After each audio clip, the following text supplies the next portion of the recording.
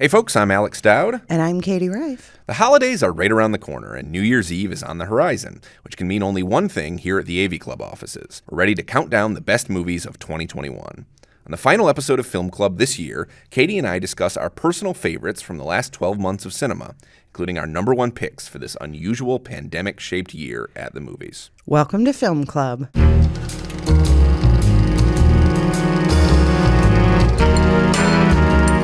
Okay, folks, welcome again to another episode of Film Club, the final Film Club episode of 2021. We're gearing up for the holidays. We're gearing up for a little bit of time off. Katie, you got any fun plans for the holidays? I am going to go to King Spa, the Korean spa in the Chicago suburbs, which I haven't been to since before the pandemic because if you've never been to a Korean spa, if you learned about Roman spas in school way back when, I did, it's the same idea where you have like a room full of like a warm pool, a hot pool, a really hot pool, and a freezing cold pool. Oh. And you go through them all, and then when you dunk in the freezing cold pool at the end, it feels amazing. Wow! And they have saunas, and they have dry saunas and wet saunas and all kinds of stuff. But obviously, this is the worst possible place to go during a pandemic because it is a steaming room. Yeah, it's a petri dish almost. It truly is. And so, I'm gonna go back for the first time since 2019, and going to those kind of spas is one of my favorite things to do. It's something that I got into when I lived in Japan. And I'm glad that we have the option here in Chicago. Very cool. It sounds fun. Yeah, so we're sort of we're in the last weeks of the year for here at the AV Club. We all take a small hiatus around the holidays and come back at the beginning of the year. So for us, this is a this is like a madhouse scramble of a 2 weeks where we're all just trying to get everything ready, get all of our end of the year content out there. And the other thing too is it's a madhouse scramble where like I don't know about you, but when I'm doing like the best year, when I'm writing stuff up for the end of the year list, I'm like, this is like cinema. This is like the real thing. And so you want to do a good job. Yeah, no, I always... but the volume is also huge, and so there's like this weight on it. Yeah. No, we talk about around here, an expression we use sometimes is blurb glut. And it's when you are, you're writing capsules for lists all year, and a particular period arrives where there's a bunch of those happening all the time. And that definitely is a moment at the end of the year. But you're right that especially when we're looking at the best of year list, the best of the respective year that we've just been through, I probably overthink even how I write those capsules. Oh yeah, dude, 100%. That's what I did all last night. It just feels like the last word, though, of the year in a way. It feels like this is us putting our punctuation on a whole year in cinema. It's the thing that, like, people go back and look at. Like, right. Like we were talking about Best of 2001 last year. Like, it is possible in 20 years someone would check and see the list. Well, right. And I think that people do go back. I think that the numbers suggest that people do occasionally go back and like, oh, what were their favorite movies of 2018? So these are things, they're very well-read articles for us. So, yeah, we try to make them the best we can, but it's it's a lot at the end of the year. Mm-hmm. Speaking of which, the AV Club's Best of Film list will be on the site early next week.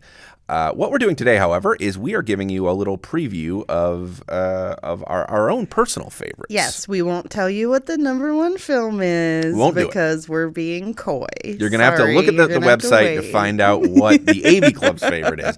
But if you are listening today, you are in luck. You will get to hear what our favorites are of the year. So those will also be posted next week, but you're getting an early look at those right here on Film Club. Yeah, absolutely.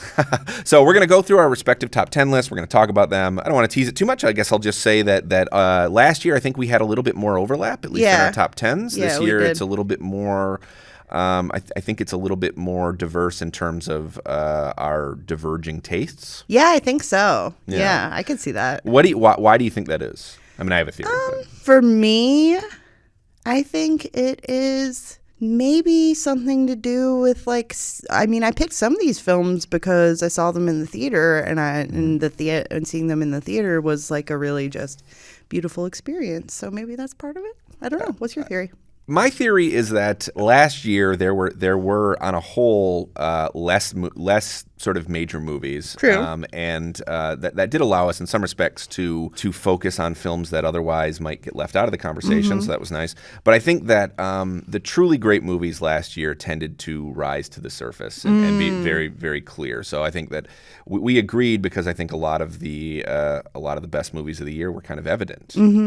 This year, I think there's a much wider field. There is, all these different publications run their top 10 lists or top 15s, and a lot of the ones, I see what all these different pubs are picking a different number one movie of the year, and like most of them, I'm going, yeah, it's a solid pick. Good choice. Right.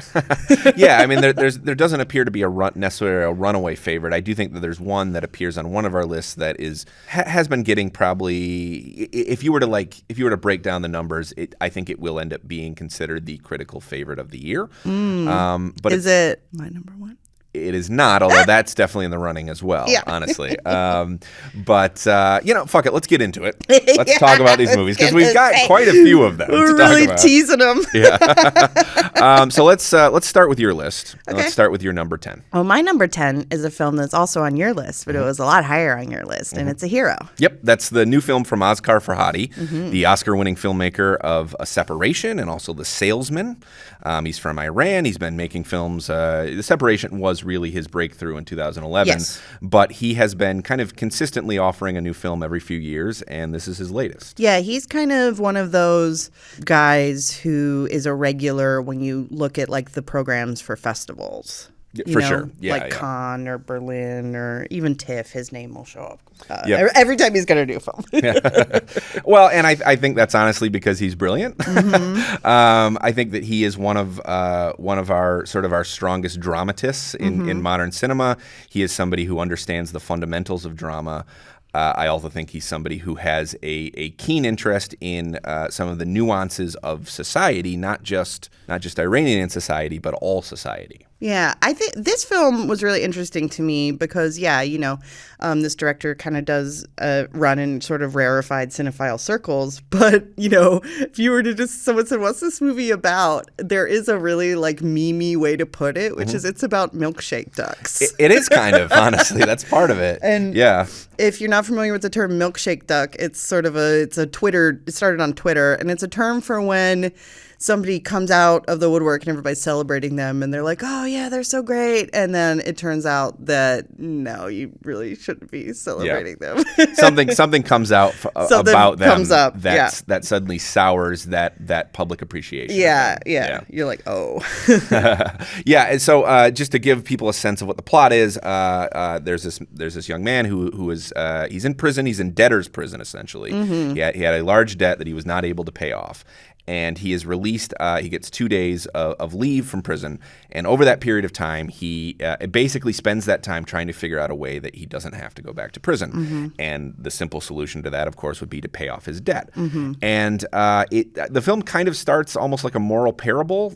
How are you supposed to pay off your debt if you're in prison, though? Well, for sure, yeah. I mean, I think that's one of his. One of the really interesting things about Asghar Farhadi is he has always insisted that he is not a political filmmaker. He's always said that. Now, watching his films, there is a political dimension to almost all of them. I think anything that to deal with society in the way that it does. For sure. I think that none of them are didactic, and I think that also that is on his part probably a smart framing to avoid the kind of government suppression. Yes, Iranian filmmakers have problems that American filmmakers do not, in the sense that they could be imprisoned if they make a film that's seen as too political. Yep. So Farhadi, I think, has kind of smartly insisted that his films are not political in order to sort of plead, plausible deniability there. But there's no way to watch his films and not see them as an indictment of aspects of Iranian culture. But again, aspects of all culture, I think. I mean, we don't debtor's prison is not as prominent of a thing still in America as it is in Iran, but I mean, certainly we do punish people. Yeah, if you have a bad credit score, there are punitive effects for having a bad credit score. That's our version of debtor's prison. Exactly. Yeah, it limits your life choices. Yeah. So this character through. I feel like we could probably spend an hour just discussing all the twists and turns of the plot of this movie because a lot happens in it. But what it comes down to is this character, there's this woman he's seeing, and she finds this bag of money in the street. And what happens from there essentially is that the character makes a choice about what to do with that money.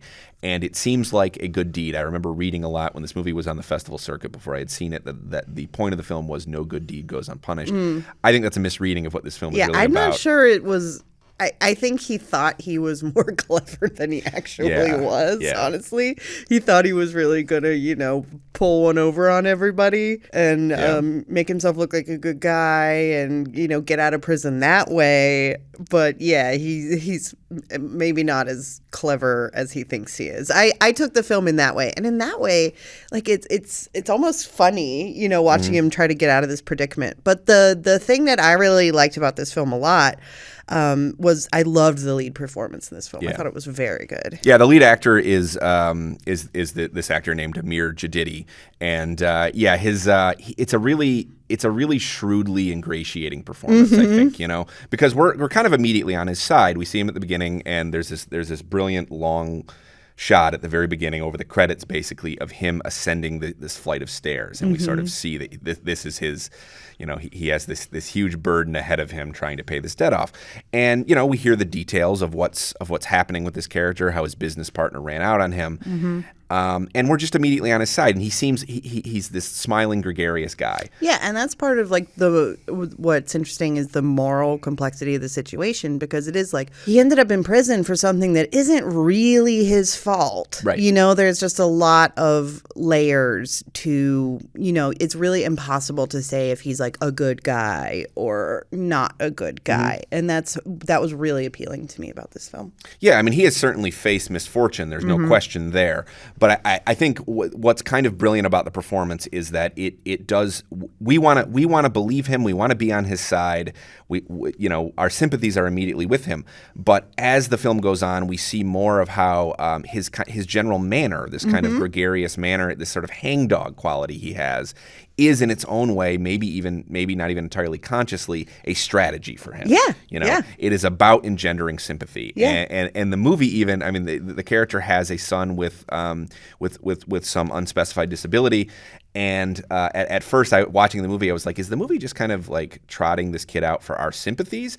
And then I realized, no, that's what the character, that's what Raheem, the character, is doing in the film. And I'm just blown away by Farhadi's ability to constantly complicate our sympathies and constantly get us to see how many different sides there are of every situation. I mean, there are not villains in his film. I mean, we meet the debtor in this film, and he seems at first like this boo and hiss villain, but there's a real logic to what he ends up saying. Yeah. At a certain point. Yeah, he's like, I lost a lot too. Yeah. Yeah, I lost a lot of money too. And you could see over time the ways that maybe, the main character had told him things that weren't entirely true, and had been slippery, and how both of them had ended up in a bad situation. It refuses to make straightforward heroes or villains out of either of them. Yep. And that is a Farhadi specialty. And I personally think this is his best film since The Separation. And it has that similar quality that so much of Farhadi's work has, where somebody tells a kind of white lie, and that just spirals in a way that anybody who's ever been caught in a lie that starts compounding can relate to, where you realize you're in too deep. Yeah, you're like, I really didn't mean to make this a whole thing, and now it is. Yep. There's an aspect of that in this that I think is superb. And I honestly love this film, and I think it's one of this filmmaker's best, which I don't say lightly. I like this film a lot too, and there is something about the director's style that reminds me of another director that we'll talk about a little bit later on, who is having a really big year, which is Ryusuke Hamaguchi, the Japanese director. Both of them have a talent for this sort of, like, scenes will start and it'll be a dialogue scene, and over the course of the scene, without there being any, like, real obvious, evident, like, dramatic shift, the tone of the scene and what they're talking about shifts. Like, emotionally, the tenor of it will shift, like, it'll slip into you realizing that what they were talking about at first is not really what's happening and all this kind of stuff. And I think, I find it kind of thrilling. Oh yeah, no, Subtle I agree. emotional shifts Yeah, like that, yeah. or like Drive My Car, which was not on either of our top 10 lists, but is on our top 25 and is very celebrated this year. That whole movie rides on those sort of conversations. It does. Both these filmmakers that we're talking about, too, I think you could not accuse any of them of being showboats. No. They're very much about their material. They're very much about, I would hesitate to say get out of the way because that implies they're not doing anything as filmmakers. But I do think they understand that if the material is there and their actors are there, that what their job sometimes as a filmmaker is just to highlight what's happening between these two people on screen. Yeah, and just watching it unfold. Yep. Yeah. So your number 10, Dowd, I have to admit that I did not get a chance to watch this one, and I maybe it would have been on my top 10 had I seen it. Yeah, I mean, that's always a danger this time of year. We spend so much time catching up with things, but we miss things too, Yeah, you know? it's inevitable. They always haunt you. Yeah, that's true. Yeah. So my number 10 of the year is Days, and that is the new movie from Tsai Ming-liang. He's a Taiwanese filmmaker who has been sort of a prominent figure in international. Speaking of masters who have been around for a while. Yeah, yes. Tsai has been doing what he does for a good 25 years, Yeah. I would say at this point. And the thing about Tsai Ming-liang is that his films have certain hallmarks that he just that are kind of always going to be there. You know, there's certain qualities of his work that is always going to be there. It sometimes feels like he's doing variations on a theme a lot of the time, and that's very much true of Days as well. So, obviously, one of the repeated elements in the work of Tsai Ming-liang is the use of a single actor, his muse, his regular star, and that's Li Kangsheng, and he has been the star of every Tsai Ming-liang movie that every feature that Tsai Ming-liang has ever made. He's been the star of. So it is one of the most enduring star-director collaborations in all of cinema. Love it. And I think one of the most rewarding, too, in a sense. I wrote a little bit about Days when it came out and just about how these two have shaped each other's like how Lee has shaped Tsai's filmmaking over the years, and how Tsai has brought out qualities in Lee as well. So Lee is always kind of also one of the things is that he's usually playing somebody who is a version of himself in some respect. His character in this is a man named Kang who has this ailment in his neck that has made him. He kind of lives a reclusive life now at this point. He sort of lives alone in the country, and Li Kangsheng himself has this ailment. It's actually it came up in an earlier film called The River that these two made together. So the film establishes this rhythm early on that it's sort of cutting back and forth between these two lives, and one of them is our main character who is sort of making like regular trips to the city to receive treatment for this neck problem he has, and the other one is this young Laotian immigrant in Bangkok. And at a certain point in the movie, the two of them meet, their paths kind of cross, and it becomes about their interactions in the city. And Tsai is an acquired taste. I think I think there's no filmmaker working today who is as interested in how long can I hold a shot. You know? Well, there's another filmmaker who we'll discuss later on who's also very interested in that. But Tsai is, I feel like he's kind of the working master of the kind of intensely long take. Yeah, that's the thing, is like he is very good at it, and so Yeah. you know, at that point it becomes a taste thing. For sure, yeah. He's a kind of master of composition too. I think his films are beautifully framed, and this one again, I think he's kind of. He's operating in a mode we've seen him before. I think if you're familiar with Tsai's work, you will not be necessarily surprised by anything that happens in this film. But I do think that there is one of the things about his insistence on shooting these very long takes is that they end up kind of rewiring our brains so that we feel like we are in this temporal space with the characters. Yeah. You know, at a certain point, you kind of adjust to how long we're watching these mundane activities. Yeah. You know? Yeah. And I think Days is very shrewd in the way that it sort of immerses us in the kind of mundane loneliness of these two people's lives, so that by the time they do meet up and their lives do intersect, that meeting has this new kind of significance to it. Yeah. Yeah, I don't want to say too much more about it. I would say that this is a film that requires a certain degree of patience from an audience. You have to sort of accept that you're going to be this is one of those movies that people will sometimes say nothing happens in this film, but I think quite a lot does happen if you're willing to meet this movie on its level and get on its wavelength. Yeah, you just gotta movies like this, I think that you have to appreciate them. It's, you know, when you think about watching a movie, there's an element of films like this that are almost more like going to a museum and looking at paintings. Yeah. It's the same sort of appreciation as looking at a painting for a while and just really appreciating the composition and the color and all that kind of stuff. Yeah, I think that's a great comparison because I think that sometimes when you have a filmmaker like Cy who will very carefully frame a moment and just sit on it, it allows us as a viewer to study the frame, to sort of lose yourself in that single image. And I think it creates a sensation, a meditative sensation that you can't get with faster cutting. No. You know? And it's just simply a matter of like the different possibilities of cinema. Because like when you look at my number 9 pick, that is the complete opposite end of like what you can do with cinema. Yeah. My number 9 pick is Zola, the movie based on the Twitter thread. I think this is the best possible outcome if we're going to get into a world where social media is going to become movies. Zola is what you would like to have happen. And this is a film that does do a lot of fast cutting.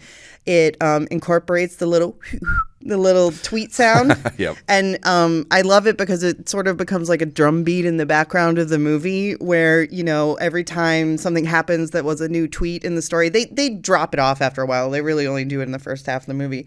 But like, you know, one of the characters will say something, you'll hear, and you're like, oh, that was a new tweet from the tweet thread. Yep. I just thought that this movie was very entertaining. It made me laugh almost more than any other movie this year. I thought it was so funny. It has such dynamic performances. And yeah, like I thought that the director, her name is Janiska Bravo. She's a relative newcomer, not brand new, but this was like her breakout film. And I think that the way that she used the hyper stylized nature of the story itself and the way that reflected in the filmmaking was really savvy and entertaining. This was a movie, I saw it, and then I took a bunch of my friends to go see it later. You know, like it's not like the heaviest film in the world, and it's like not capital I important or whatever, but I think in terms of like the way that storytelling is going and the way that the material of what becomes film is going, I think Zola is the right direction.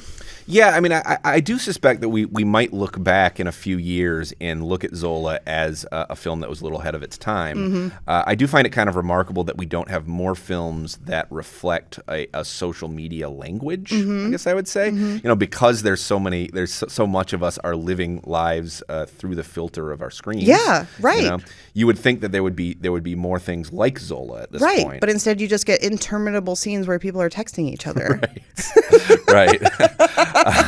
But this actually worked it into the fabric of the film, and it's so much livelier and more entertaining that way. For sure. So I do think that we might look back and be like, okay, well, there was a mini movement Zola was at the very least was ahead of its time in that respect. Yeah, heralded a new moment. Yeah. For those who don't know, the film is based on a sort of epic tweet storm, is what you call it. Twitter thread, one of the most legendary threads in the history of Twitter. If you don't use Twitter, you're like, oh my God, really? But yes, this is the way storytelling is going, people. Yep.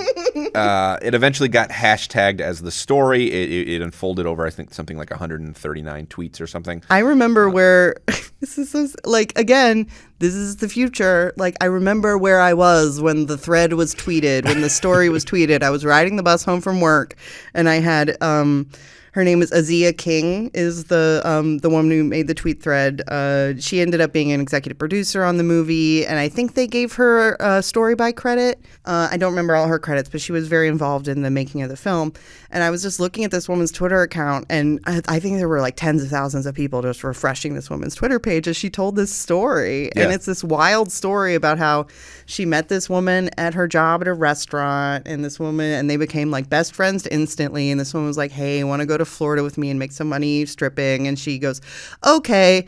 And if you're thinking it's a stupid idea to go, because she lived in Detroit, Zola. Yeah, it's a long drive. Yeah, if you're thinking it's a stupid idea to drive halfway across the country with someone you met a week ago and two shady dudes who she keeps saying, it's fine, then yes, it is a stupid idea. Zola will bear that feeling out. Zola bears that out, yeah. For sure.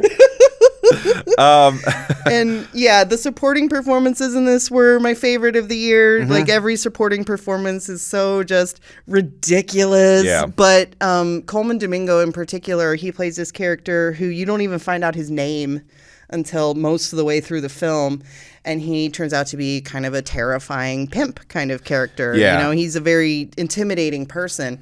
And just the way that he slips into that is terrifying. Yeah, He's it's scary brilliant. in this movie. Yeah. Yeah. I feel like we talked a little bit about that performance when we were doing what we call every summer the mid-year awards, because I think at that point he was my choice for supporting actor. Anyway, it's a very inspired performance. It sort of hinges on this deceptive surface that he creates. Yeah. You know, he sort of creates this kind of perception of somebody who's just very laid back and chill, and then that flips on a dime, you know. And Riley Keough, who plays this woman who she meets, her new best friend Stephanie. Yep, she's called Stephanie in the movie. Her name is Jessica in real life, the real woman. But I think that's a really inspired performance as well. Playing the type of white girl who maybe thinks she isn't white. Yeah, I mean she's definitely a culture vulture, you know. Yes, a culture vulture is the nice way to put that. Yeah. But another fun supporting character in this is Nicholas Braun of Succession fame. I don't watch Succession because I live it, so I don't have to. But everybody tells me it's great. And he's cousin Greg on Succession, everybody says. But in this movie, he plays Stephanie's idiot boyfriend. Stephanie's kind of an idiot, but Derek is a true idiot. And there's one scene in here that is honestly the funniest thing. Like, I think about it all the time. There's one scene where they kind of leave the boyfriend behind to go off and, you know, do nefarious things out in the city. Everybody else leaves him behind, and he's standing in this liquor store looking, you know, kind of distraught because his girlfriend left him and isn't answering her phone. And this guy comes up and he's like, "Hey man, what are you doing? What's going on?" And he goes, "Making money." It's the funniest thing to me. I don't know. I think it's so hilarious. But yeah, I like this film, and I do think that we'll look back on it as sort of a turning point in terms of this new, just the way that social media and the internet are incorporated into cinematic storytelling. Okay, so my number 9 film of the year of 2021 is a film called Violation. I love that this is on your list. I wonder if maybe I saw it too long ago, because I saw this one back at TIFF 2020. Yeah. Well, I mean, that's actually, I was thinking about that with Zola. I meant to revisit Zola because I haven't seen it since Sundance 2020. So it's been almost 2 years since I've seen Zola. When I saw it on your list, I was like, yeah, I did really like that movie. You just sort of saw it endlessly ago, you know? Yeah. I think that's so funny that it's the same situation and they both ended up number 9. I did catch up with this one fairly recently, and it kind of hasn't left my brain since I watched it. And we talked about this movie a little bit on our Halloween episode because I think that it is I was going to say I think it's the best horror movie of the year, but honestly, I think this one kind of this one kind of confounds attempts to categorize it. Yeah, this one's horror in the way that Antichrist by Lars von Trier is horror. It's horror in the sense that it's like extremely dark and brutal and fucked up, but like it's not a monster movie or a ghost story or any of those sort of horror narratives. And generally, I don't think it's playing its scenario for scares necessarily. It's not interested in scaring us, really. No, it's just interested in going to the darkest, deepest thoughts that someone might. This is a rape revenge film. I wrote the review of this movie when it came out, and it's a genre that I can talk about at length because there's a whole lot going on there. But, this one is less interested in providing catharsis for the viewer in seeing, the guy who, the rapist get theirs. This one takes that idea of catharsis and pushes it to a place where it is so graphic and so extreme and so like maybe disproportionate to where it doesn't even give you the satisfaction of going, oh, well, he deserved it. Right. Well, but also methodical too. Yeah. In a sense, because obviously the rape revenge genre is one that's possibly one of the most psychologically complicated subgenres in film, I think. Fraught, I would say, is the word I might use to describe them. It's a genre that came up heavily in the 70s, and with some really hardcore exploitation movies, I would say, and ones that wanted to titillate sometimes. Well, they shocked us in ways that are pretty upsetting sometimes. Yeah, that's the formula, and this movie inverts that. Yes, and it's hardly the first movie to ever say we are going to take the pleasure out of the rape revenge genre. It's hardly the first one to deny the titillation that can come with the assault scene. I mean, this movie completely abstracts it. Completely takes that out. Yeah, and it's not the first one to say that to basically stage the violence in a way that it would be difficult for us to enjoy. Right.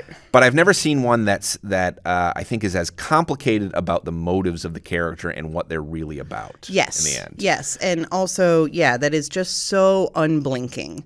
Like, when you talk about like complicating the question of, of revenge, like the complicated nuances of that, I think of like Shan-wook Park movies. A lot of Korean new wave films of the 2000s dealt with this sort of theme. But I think Violation takes it further than any of those films did. Well, I think that what makes it interesting is that these movies tend to operate in actually a rather kind of simple dramatic way, which is that something very horrible happens to our protagonist. That protagonist, or sometimes a family member, does very horrible things. To get vengeance for what has happened. This movie complicates that in an emotional way, anyway, because I think it's not simply about rage. I mean, rage is usually the driving force of a rape revenge movie. I think there are ways to read what happens in this film as the revenge that happens as an attempt to mend a relationship. In some ways. I'm fascinated by this reading. I don't know if I've seen it anywhere else, but it's the thing that stuck with me this whole time, that this film is really about the relationship between its main character and her sister. Okay, that's what I was wondering, if that was the relationship. Yeah. No, I mean, we're not going to give away the ending of the movie, but there is a scene at the end of the movie that kind of supports that reading. Yeah. And the film, in a really dark way. in a dark way, yeah. Dark way, because I think it really is about their relationship, and I think it's fascinating to see that through the lens of a genre that usually is pretty simple in terms of what it's doing. Right. This movie is not simple in any way. And yes, to emphasize, the way in which this film approaches the violence that normally is kind of a reward in a rape revenge film is upsetting and methodical and literally gave me a nightmare. And I watch. I mean, if you listen to this podcast, you know that I'm pretty hard to shock, and this movie literally gave me a nightmare. It does not want to make it easy on the viewer, you know, and I appreciate that aspect of it. Solid choice. Props. Well, my number 8 film was another movie that has a lot of really dark, intense, fucked up emotion behind it, which is The Card Counter, the new Paul Schrader movie. Here's what I'm going to say about The Card Counter. There are certain aspects of it that don't work, but the parts that do work, like, really worked for me, and so I'm willing to let it go. Even the fact that I have never seen Tiffany Haddish give like a great dramatic performance, I even liked that she was in it, even though I didn't think she was that good. I think she's quite miscast in this film. Yeah, she was not a good choice. I don't think she works at all in this film. I mean, I'm happy to see her to get a role outside of her comedic wheelhouse. Yeah, I appreciate. Well, and the other one that she was in was that movie, The Kitchen, with Melissa McCarthy, which was terrible. So yeah, I just don't know. Maybe Tiffany Haddish isn't cut out for dramatic roles, but regardless of the outcome. Bold choice, Paul. I appreciate that. So Oscar Isaac stars in the film as William Tell, which kind of an obvious name if you're a gambler, but all right. He's an ex-convict and a veteran, and he has served some time, and he's out, and he can count cards, and he kind of makes his living basically going from casino and entering. Small time. He never pushes it too far, because if you push it too far, you attract the attention of the casinos, then you get banned from casinos, and then your career's over. Exactly. He has this really, really controlled life where he just modest wins at kind of crappy casino to crappy casino. He never pushes it too far. He never goes too big. He stays kind of under the radar. And at the beginning, they show him going through this fascinating ritual of when he checks into a motel, he covers every surface in the room with sheets. And he just has this extremely controlled way that he conducts himself. And you end up finding out that that's because he was a guard at Abu Ghraib prison during the time when they were torturing people during the Iraq War. And he obviously is extremely traumatized from that experience. And this is just the only way that he can keep from becoming violent, I think. Yeah. You know, the only way that he can contain himself from becoming violent. And this is like a theme that you see in a lot of Paul Schrader movies, you know, obviously Taxi Driver. But the one, Rolling Thunder, is one of my favorite films. It's a lesser known Schrader, but it is very much along this theme. Like Schrader, you know, a lot of his scripts dealt with PTSD in terms of Vietnam veterans. And this one updates that for the Iraq War of the mid-2000s. And I thought that, you know, at the time, in like the mid-2000s and then the early 2010s, there was a lot of discussion of like, why hasn't there been a great film about the Iraq War? You know, similar to, you know, Vietnam, there were lots of films, but a lot of the films about Iraq weren't really, they didn't speak to the actual experience. Yeah. I think this one spoke to it a lot more by treating it the way that Schrader treated Vietnam movies, by treating it as a Vietnam, which is something that... And America just still isn't ready to admit how fucked up that whole thing was. Sure. We just never wanted to talk about it, you know? You know, we had Zero Dark 30, which kind of made it into a cool spy thriller, and that was like the closest thing to acknowledging it we ever had. And I think this movie speaks to both how badly, you know, being involved in an organized torture operation has marred this man's psyche, and also the way that we just don't talk about it. Yeah, I mean, it's definitely a film about people walking around carrying that and society not wanting to see it. Just not wanting to see it and not want to talk about it. And a big part of the plot hinges on Willem Dafoe was Oscar Isaac's character, CO, at the prison, and is, you know, like a psychopath, like enjoyed torturing all these people. And he got, and nothing happened to him.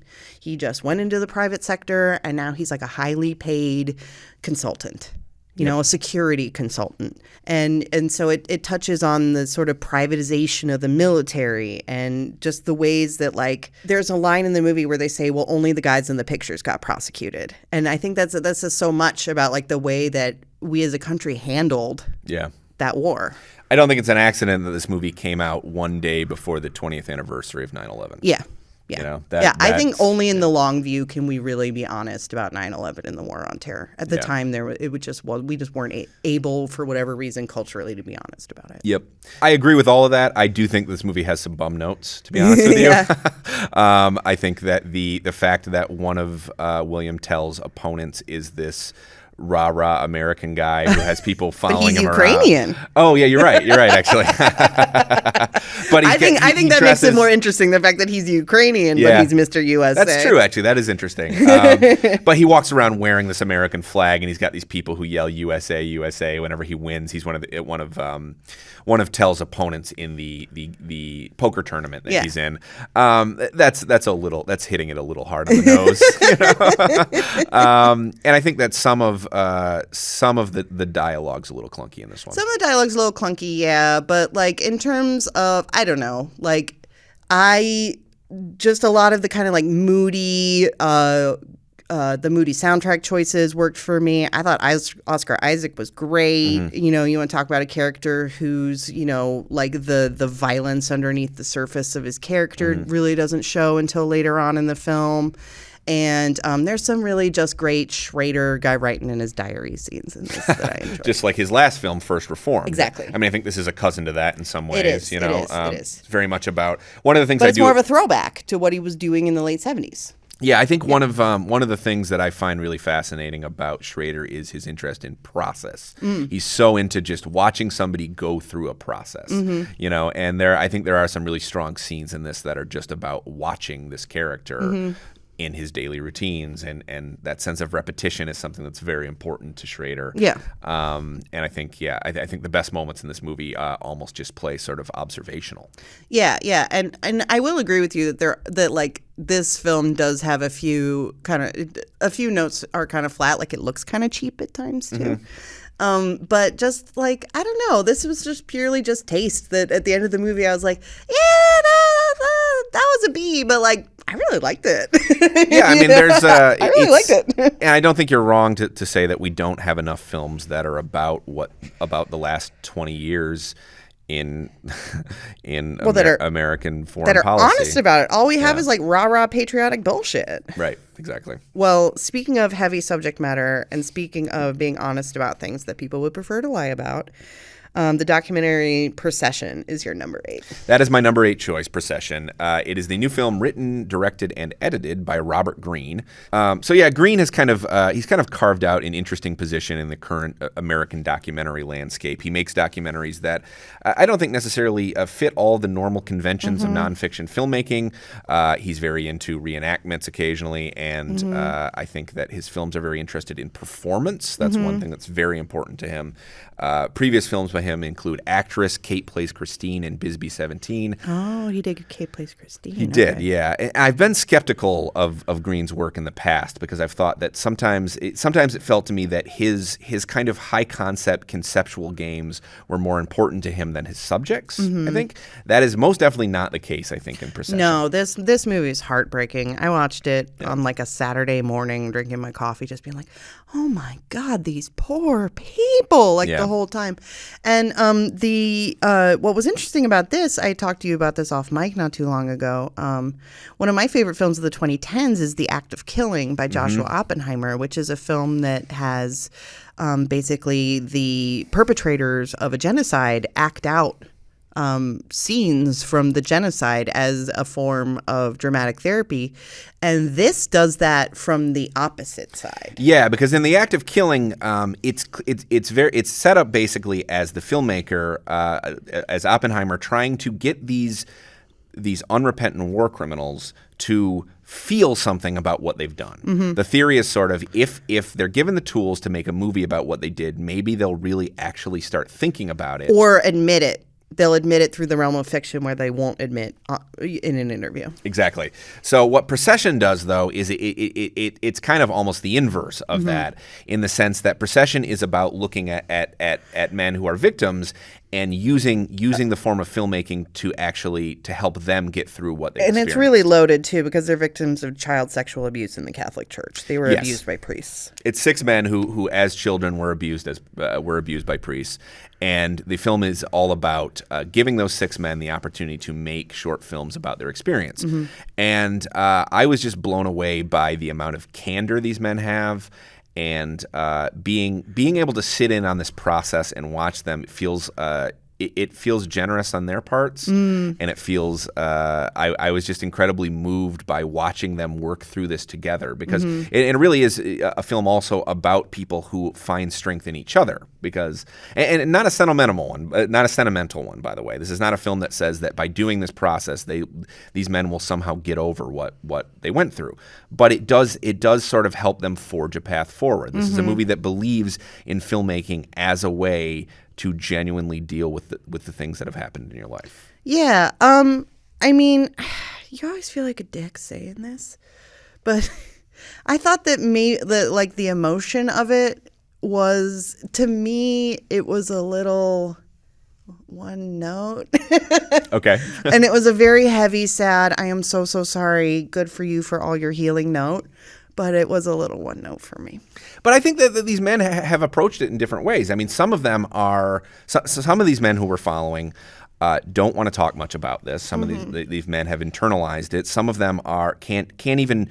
Some of them, when they're doing the filmmaking process, break down. And then one of our subjects, one of the 6, is just walks around with rage 24 hours a day. Yeah. And that was he was the most interesting subject in the film. Yeah. But I think in the end, it did all kind of come around and put a little bow on it of like, the healing power of theater and brotherhood and blah, blah, blah, which like is I sound like such a dickhead saying it. Like, ugh, you know, these, blah, healing, how cliche, you know. But unfortunately, I did feel that way a little bit.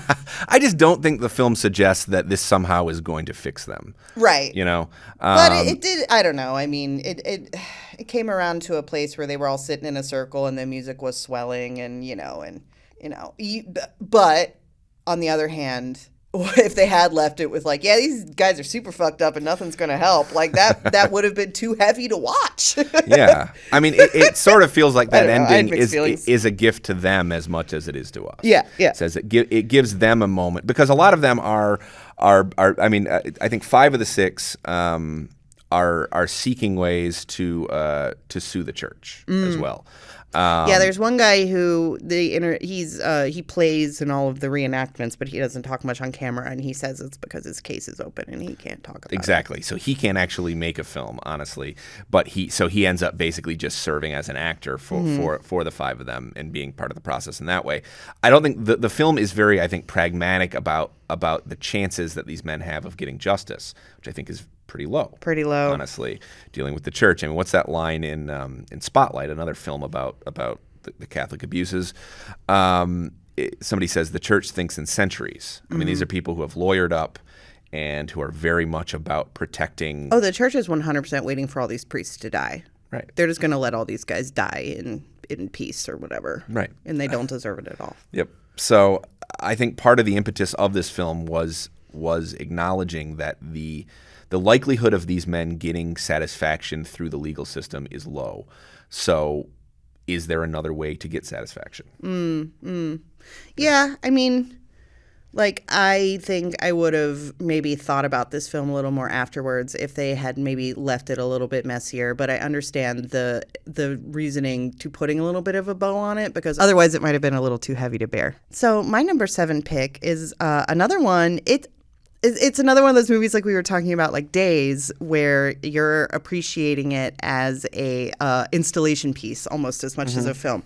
And that is, this is not a burial, it's a resurrection. We talked about this one all the way back in the mid-year awards. So this film is interesting on a few different levels. Number one, the country of Lesotho in Africa. This was their first ever Oscar submission. They had never submitted a film to the Oscars before, but they submitted this one. I don't believe it ended up making the short list, but it's just, I just love this film. I think it is a beautiful aesthetic object. I loved its approach to storytelling. There is an element that I find really engaging that you sometimes come across in African films, is the way that they engage with oral storytelling traditions in Africa and incorporating that into the narrative process. I found that really fascinating.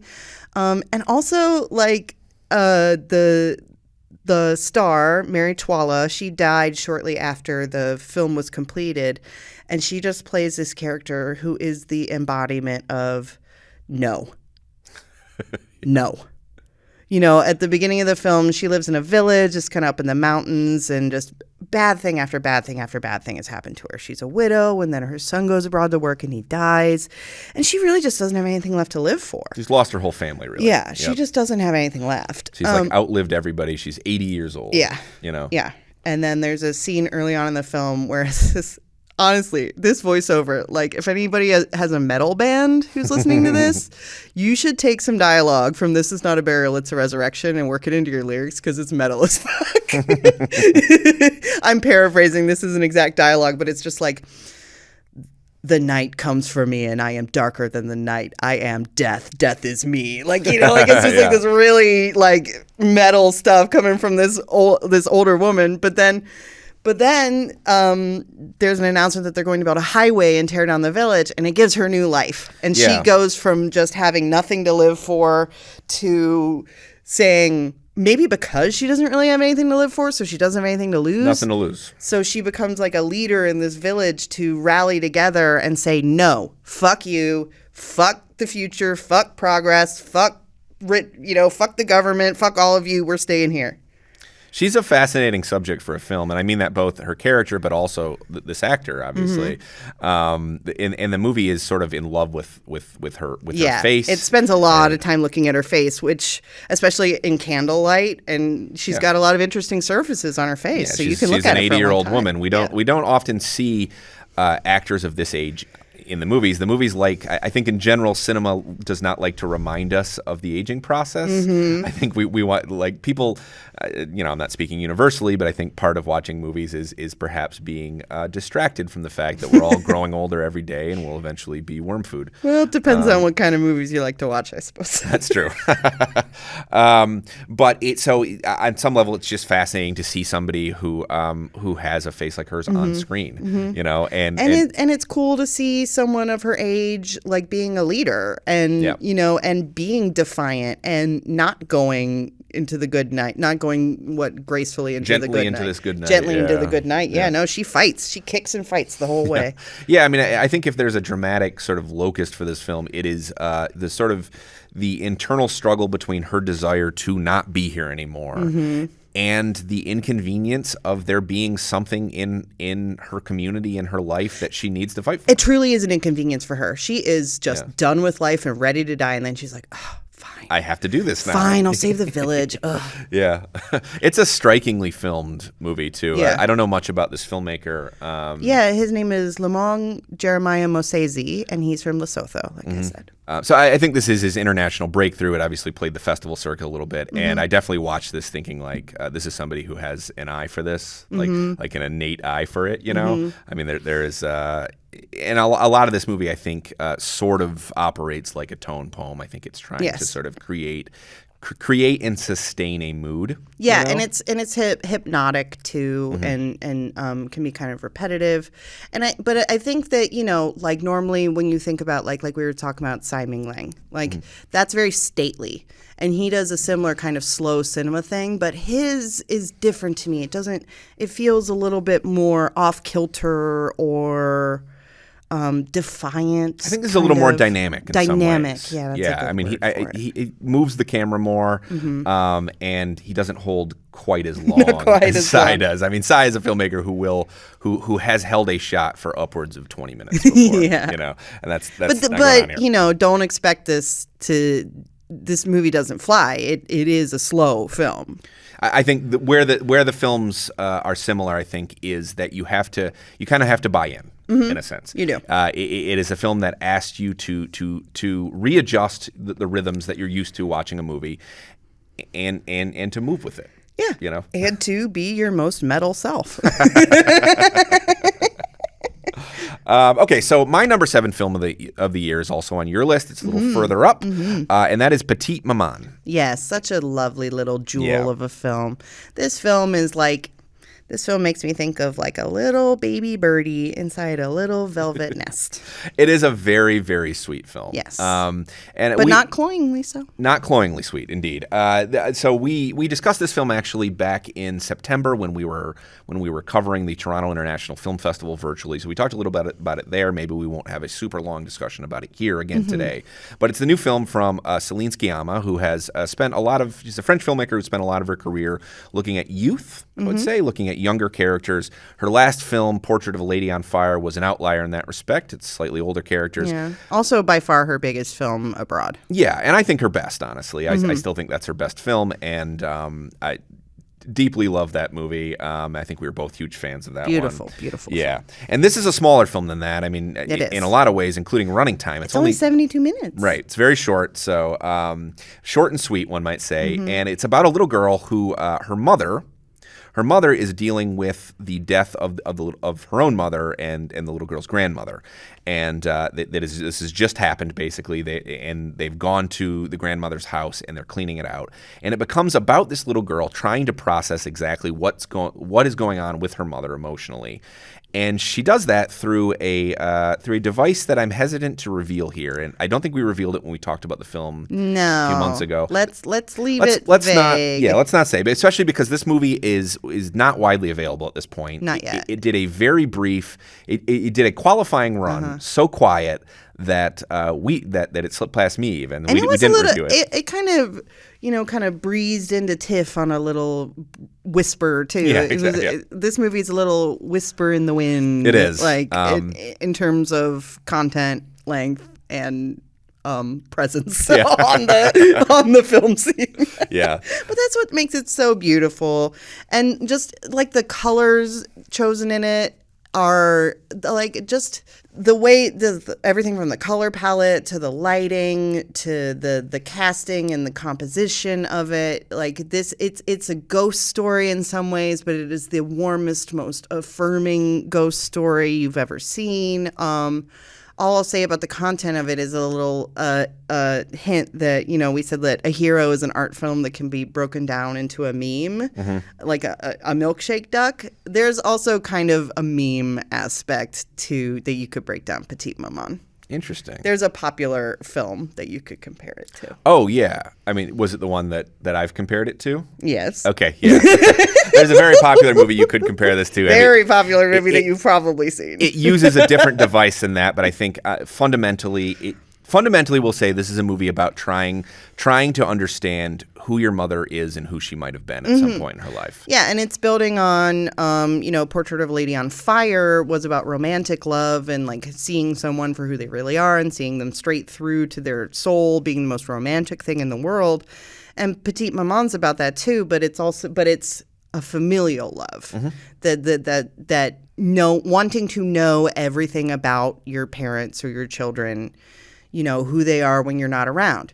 Who were they before you were born? All that kind of stuff. And like truly knowing someone in their fullness as a person. Which is something that a lot of us go through our entire lives, really. It's not just something as a child, I mean, I think as kids, our parents are these grand mysteries to us in some ways, I mean, they're the first person that we know, often, not always, I guess I should say, but for a lot of people, they are the first person that they know, and you could say that they're the person that a lot of us know the closest, and yet sometimes we don't know them at all. About them you don't know. Exactly.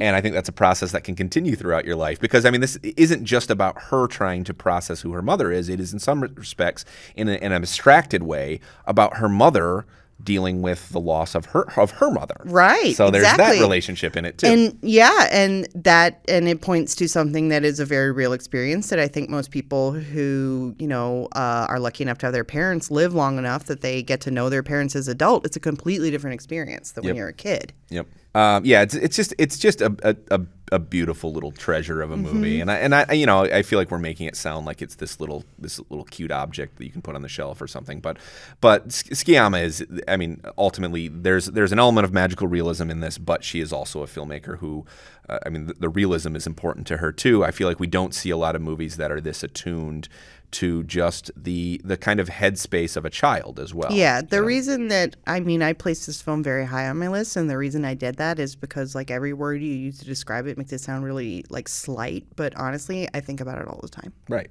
And I saw it in September. I think about it all the time. There's a profundity to it, you could say. Well, speaking of aesthetic objects, it's my number 6, The Green Knight. This is a film that, like, to me, this one really did it for me because, like, when I was a preteen, I don't know if anybody ever had a fantasy novel phase when you were, like, 10 or 12, and you got really into, like, Arthurian legends and stuff like that. And this, the way that this movie updated that in this really kind of, like, beautifully realized, very witchy kind of way, very psychosexual way, like, really worked for me. I really liked it. Yeah, this is the new film from David Lowery, obviously. It was released this summer. We actually talked about this film. We have a full episode where we talk about it. So if you'd like to hear a slightly more in-depth conversation about The Green Knight, you can hear that in an earlier Film Club episode.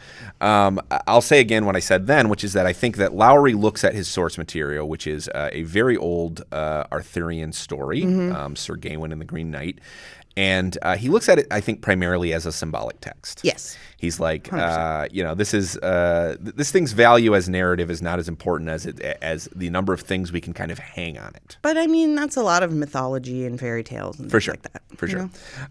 So I think that he sort of looks at each scene as what are the tensions in this scene, and there's a ton of tensions I think that dominate this movie. The tensions between Christianity and paganism. That was the most interesting one to me. I remember going on about that one.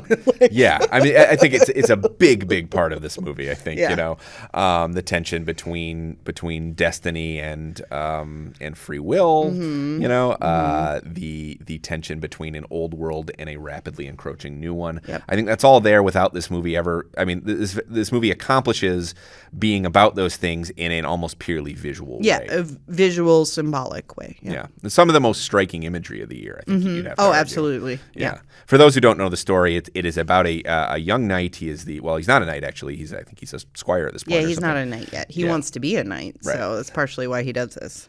He's kind of this shiftless kid who goes to whorehouses and doesn't have a huge. He the son of Morgan Le Fay, so he's kind of a fancy little rich boy. Yeah, he's the king's nephew. Yeah, King Arthur's nephew, exactly. And he like a lot of rich kids is like, I want to build my own destiny here. So at a certain very early in the film, it's Christmas Eve, and this Green Knight comes into the hall, and he's this very he's almost like an Ent from Lord of the Rings is how they envision him in it. Awesome. The original story just describes him as green, but in this they're like, no, we're going to make him into a tree man, basically. He comes in and he says, which is pagan. Very pagan. Okay. Yep. Yeah, and he comes in and he says, basically, who will challenge me? And you can deliver a blow, but in a year's time, I will deliver that blow back. Gawain, we should say, played by Dev Patel. Yep. Decapitates the knight, and 1 year later has to go face him and sort of has to face the consequences of what he's done. Yeah, which is another thing that this movie is about, which is about like how life kind of tempers the enthusiasm of youth after a while because he goes too hard. If he had just nicked the knight on the arm, he wouldn't be in this dilemma, but he's a foolhardy youth.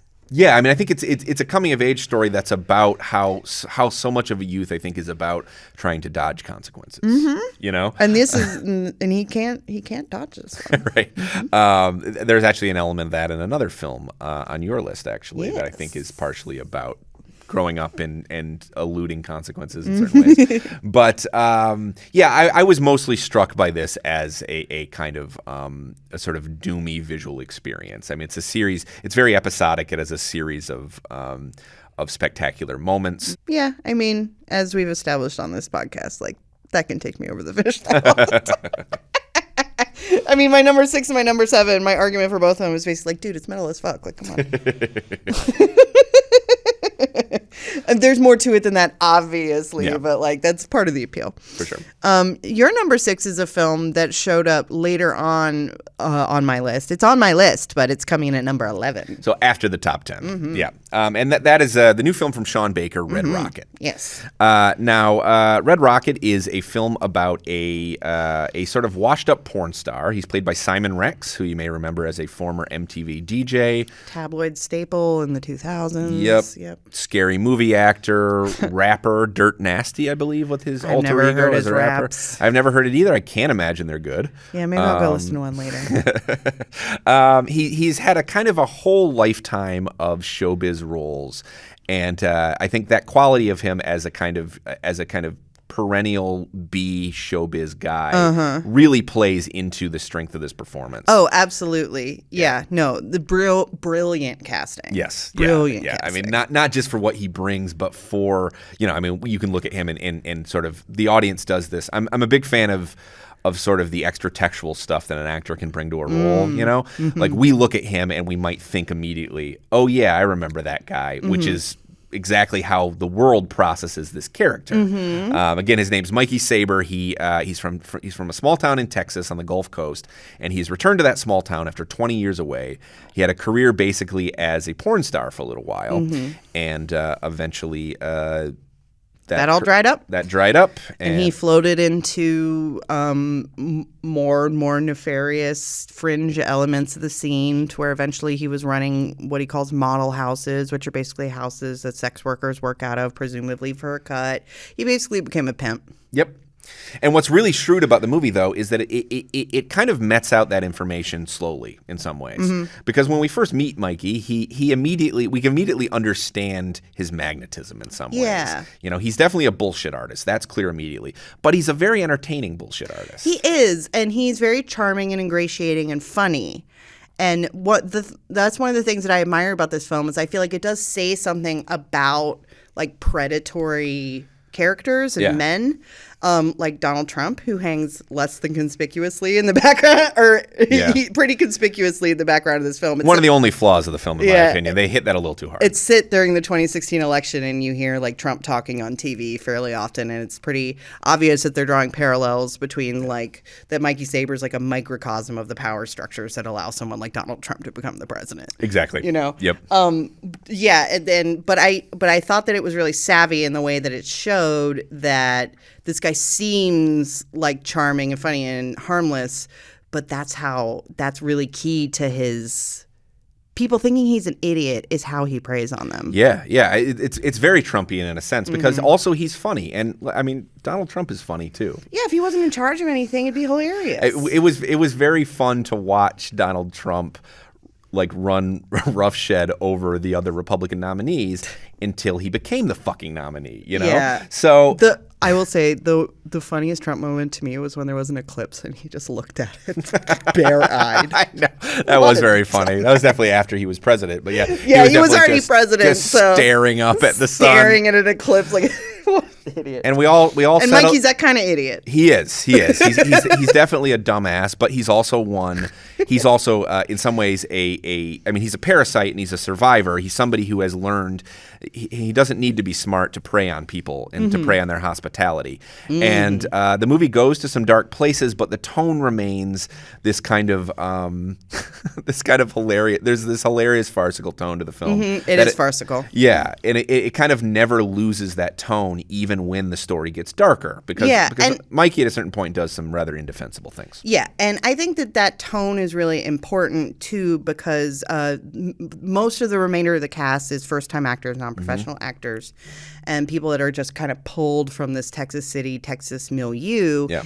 And I think that Red Rocket does a good job of riding the line of not making fun of those people. Yes. Not being like, look at all these freaks that live in this town. Like Mikey's the freak. It does a good job of that. I mean, I think that's something about Baker is that, I mean, this is his I forget which number this is in his filmography in terms of features. 7. Yeah, he's made quite a few. His last few, especially though, have been very focused on certain marginalized areas of America. You know, his last film, which I think his masterpiece at this point, The Florida Project, is about this kind of flop house motel in Florida, and before that he made a film called Tangerine that was about various characters sort of hustling across Los Angeles on Christmas Eve. On Christmas Eve, yep. And I think his thing is that he neither romanticizes people, he neither romanticizes his characters nor moralizes about them. He's very interested in sex workers; they're at the center of a lot of his films, and he's not the type who's going to who sort of treat his characters as martyrs in some sort of class war. Well, you know? why I think that he's interested in, marginalized characters and particularly sex workers is a theme of his that runs through his films that I find very engaging, and is something that I believe in too as a person, is that he is really interested in the kind of structures that arise when society abandons people. When you can't call the cops, who takes care of problems? Right. Yeah. That's very true. These little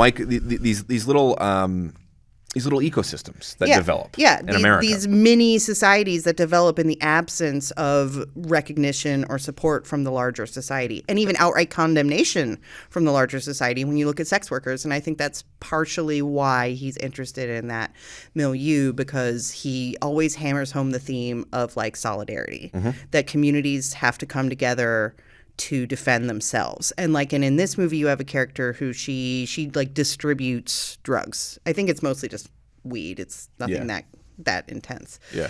But she's also kind of the matriarch of the community. If there's a problem in the community, she takes care of it because the cops won't come.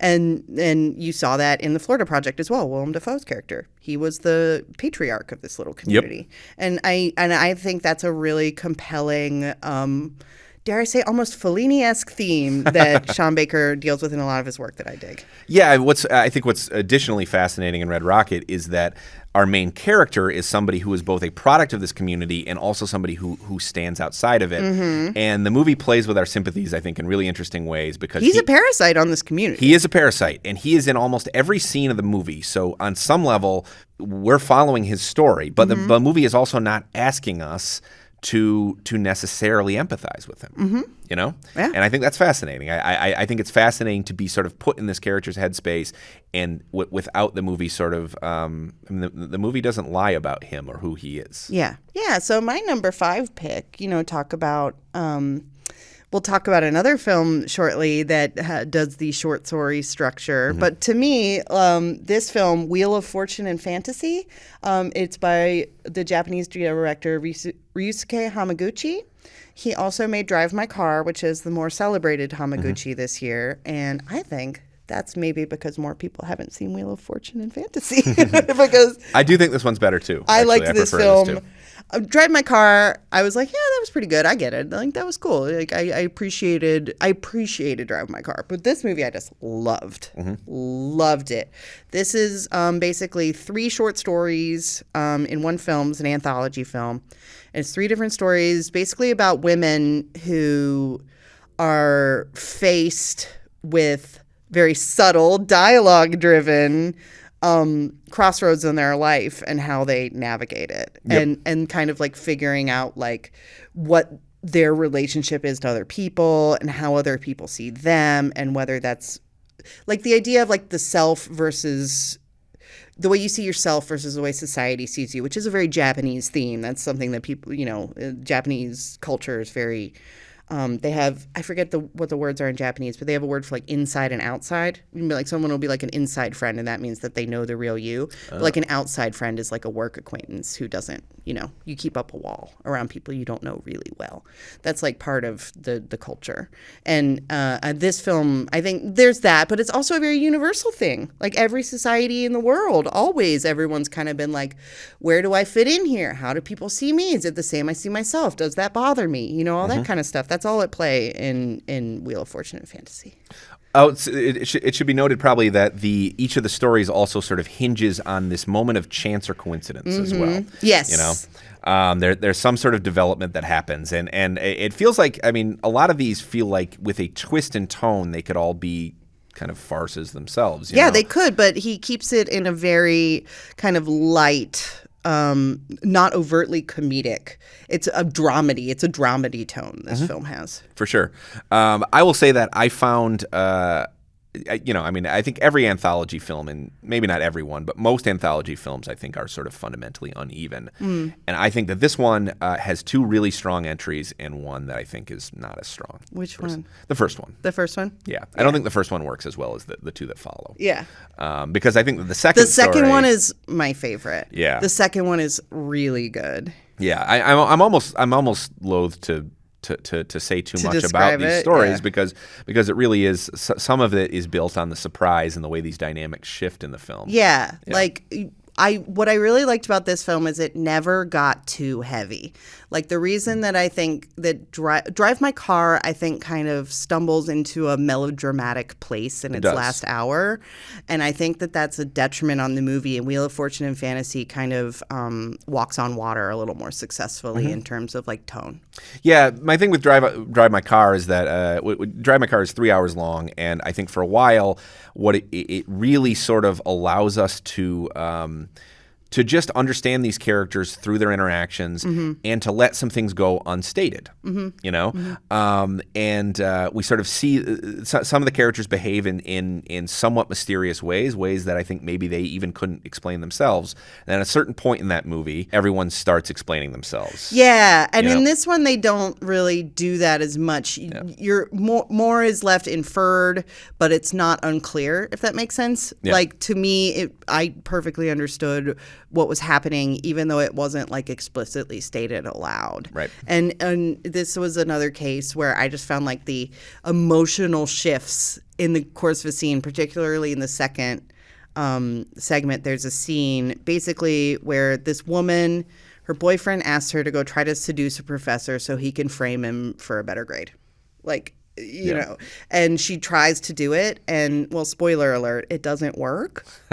And there's this shift halfway through the scene where at first she's trying to like put the moves on this kind of like older guy, and then you realize that he's figured out what she's doing, and then he starts to sidestepping it, and she's like, whoa, wait, this isn't working. And then they end up having this like really profound moment of connection over the fact that she came into his office to try to seduce him, and he didn't want to be seduced. It's a brilliant emotional negotiation that's going on in that scene because it sort of starts with this is what this scene is, and then just keeps shifting. Yeah, and it says a lot, you know, about like this woman and how she sees herself in the world. Like she's married, she has kids, and she cheats on her husband a lot, and that's like a big part of how she sees herself and who she is in the world. And this guy's challenging that by basically saying to her, like, what are you besides this? And she doesn't know what to say. Yeah. I would say the other thing that struck me about this movie is how much it is steeped, I think, in some of this filmmaker's influences. I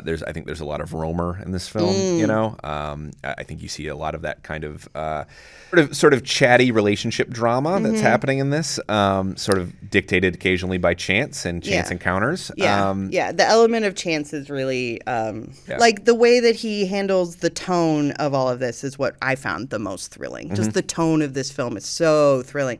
And in the third story, there's a very subtle sci-fi element that you would not even notice if they didn't have a title card at the beginning of the segment, which I thought was pretty cool. Yeah. I to me, that felt very much like we need a way to explain why certain characters couldn't look up other characters. Couldn't go on social media. Yep.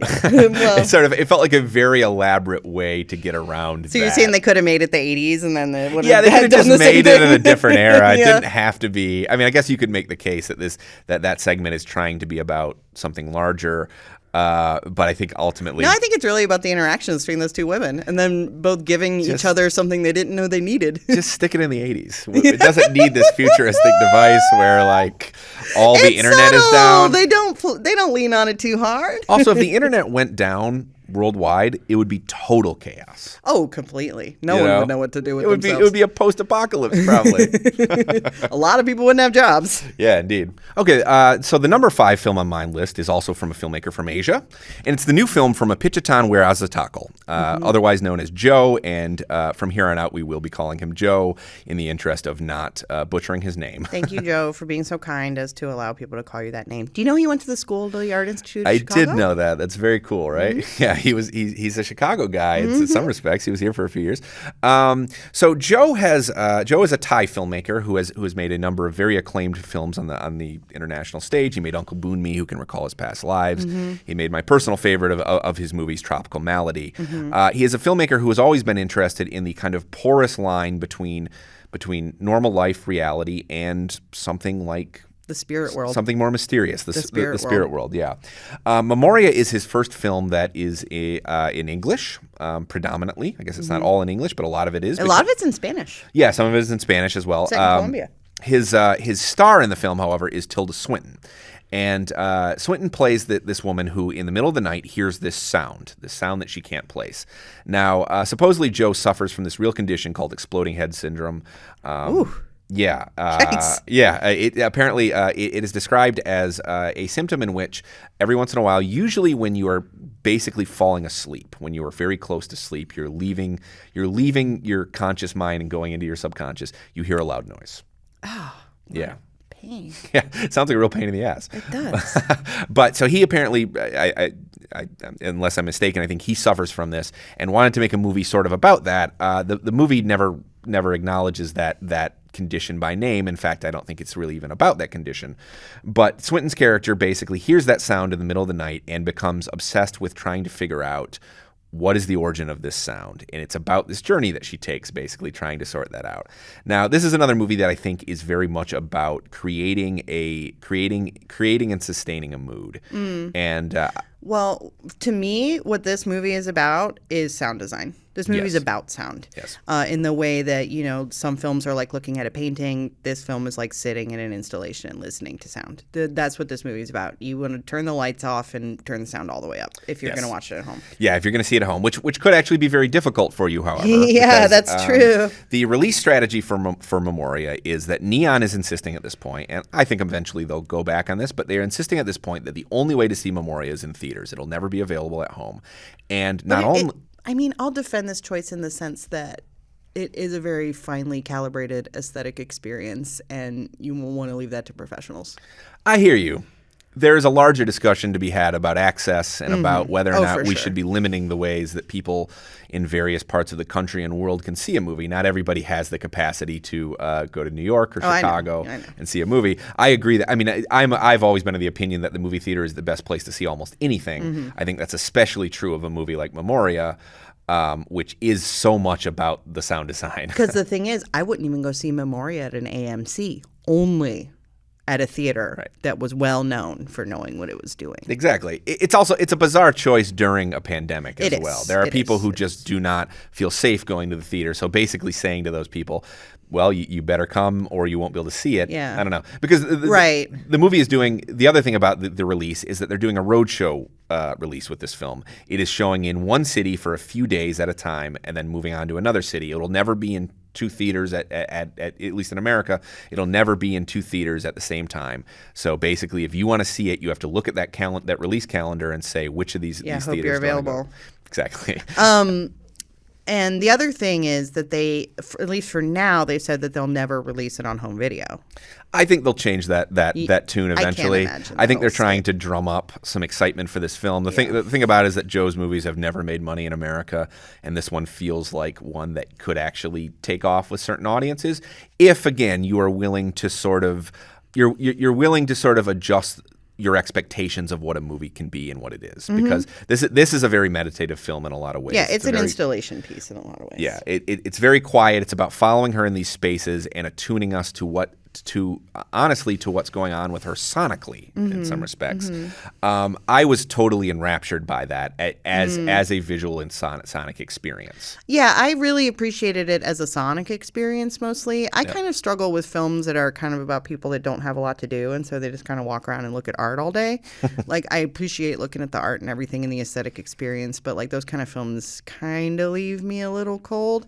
And I felt like this one wasn't as spiritual as some of, like, for example, Uncle Boon Me, Who Can Recall His First Lives, is a very spiritual film, and really is about like that sort of they call it the liminal space between worlds. Yeah. I felt that this film was lacking a little bit of that spiritual liminal quality, and so I appreciate it mostly just as a museum piece. I think it has a philosophy about our relationship with the world. I think that it has less of the. A lot of Joe's films, if there's kind of a hooky headline quality to Joe's films, is that they will have bizarre elements like monkey ghosts and catfishes giving cunnilingus and a lot of the sort of bizarre, offbeat, supernatural qualities. This has a little bit less of that. I think this movie's attitude about the world and about people is that we're all antennas and that we pick up certain transmissions. Yeah. And it's about trying to trace the sources of those transmissions. The final half hour of this film, I think, is I think it hushes the audience into a quiet. I think that if you have bought into what this film is doing, the last half an hour is I think a transformative experience, even if it does contain a particular special effect, which I will say nothing more about, that I thought was a little primitive. See, that's funny because I was like, finally a fantastical element when that happened. I was like, finally. Yeah. Even though, the VFX were not great.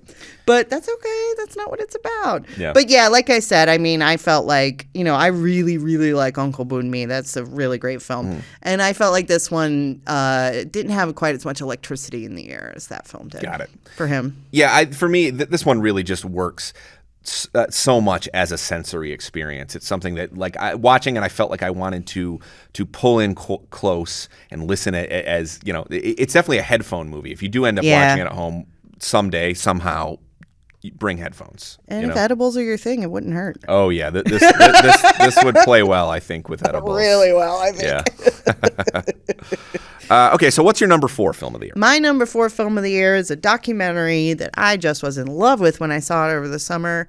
I think you want to talk about, innovative uses of form. I was really impressed by this director because he's not known as a director. He's known as a musician.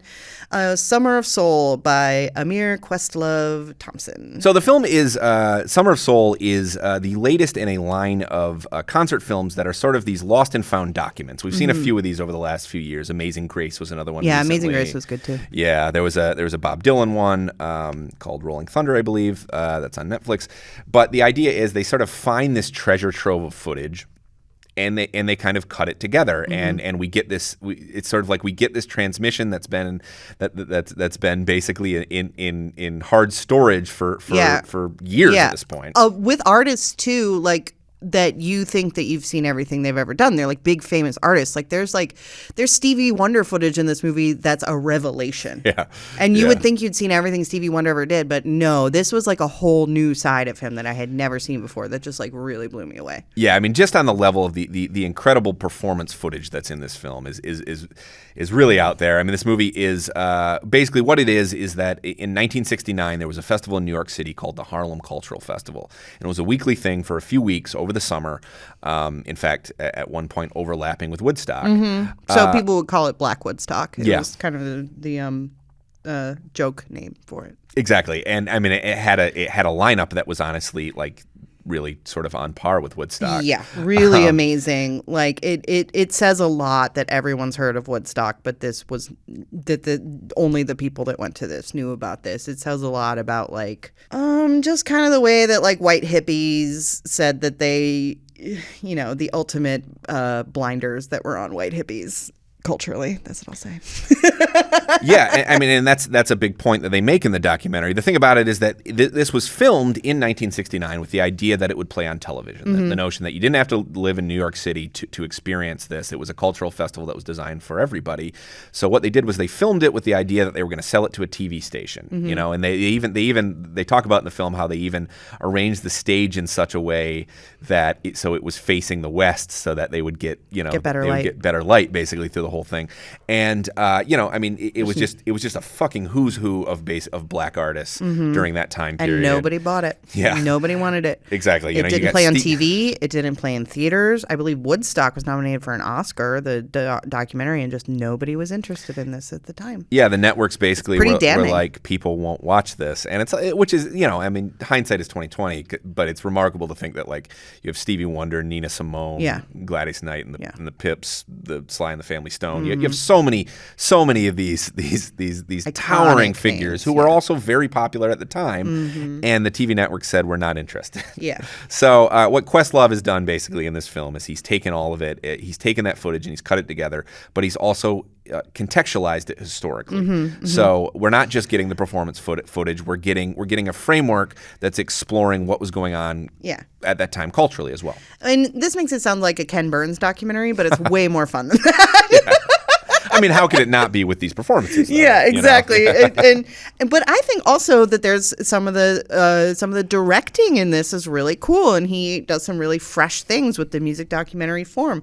Like we talk about what was happening culturally, but something that comes up throughout this film that I thought was really cool is you get different, like you're watching performance footage, say, like there's like a scene of like the Fifth Dimension is performing, and they'll have the artist talking about watching themselves and talking about what was going through their mind at that time.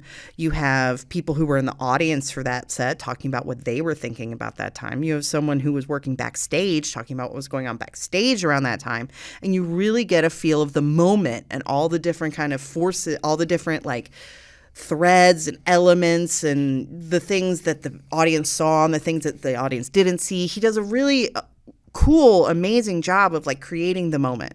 It's really smartly assembled in that way. It's definitely it is simultaneously a document of that moment in time, but also a film about people's memories of it. And I think it very seamlessly moves between those two things. And it's a riot for sure. Yeah. I was really, really impressed. Like as a first feature documentary, I was very impressed. For sure. You can tell he's a drummer. He's got a good sense of He rhythm in the editing. Yeah. You can tell he's a drummer. For sure. And by the way, if you would you like to watch Summer of Soul, it actually is available on Hulu now. Yeah, and we'll post where you can watch all these movies that are available to watch right now, which is most of them, except for I think Memoria and Petite Maman are the two that are a little difficult to see still. But we'll post all that on the landing page for the podcast on AV Club. Yep. Okay, so my number 4 movie of the year is also about music. Mm-hmm. It is a film called The Disciple. Yes. Now, I've been kind of flying the flag for this movie, honestly, since last fall when I saw it at we talked about this in the mid-year episode, too. Yeah, and we actually talked about it when we were talking about Toronto in last year. So I forgot all about that. Yeah, I've been talking about this movie for a long time. It's on Netflix now.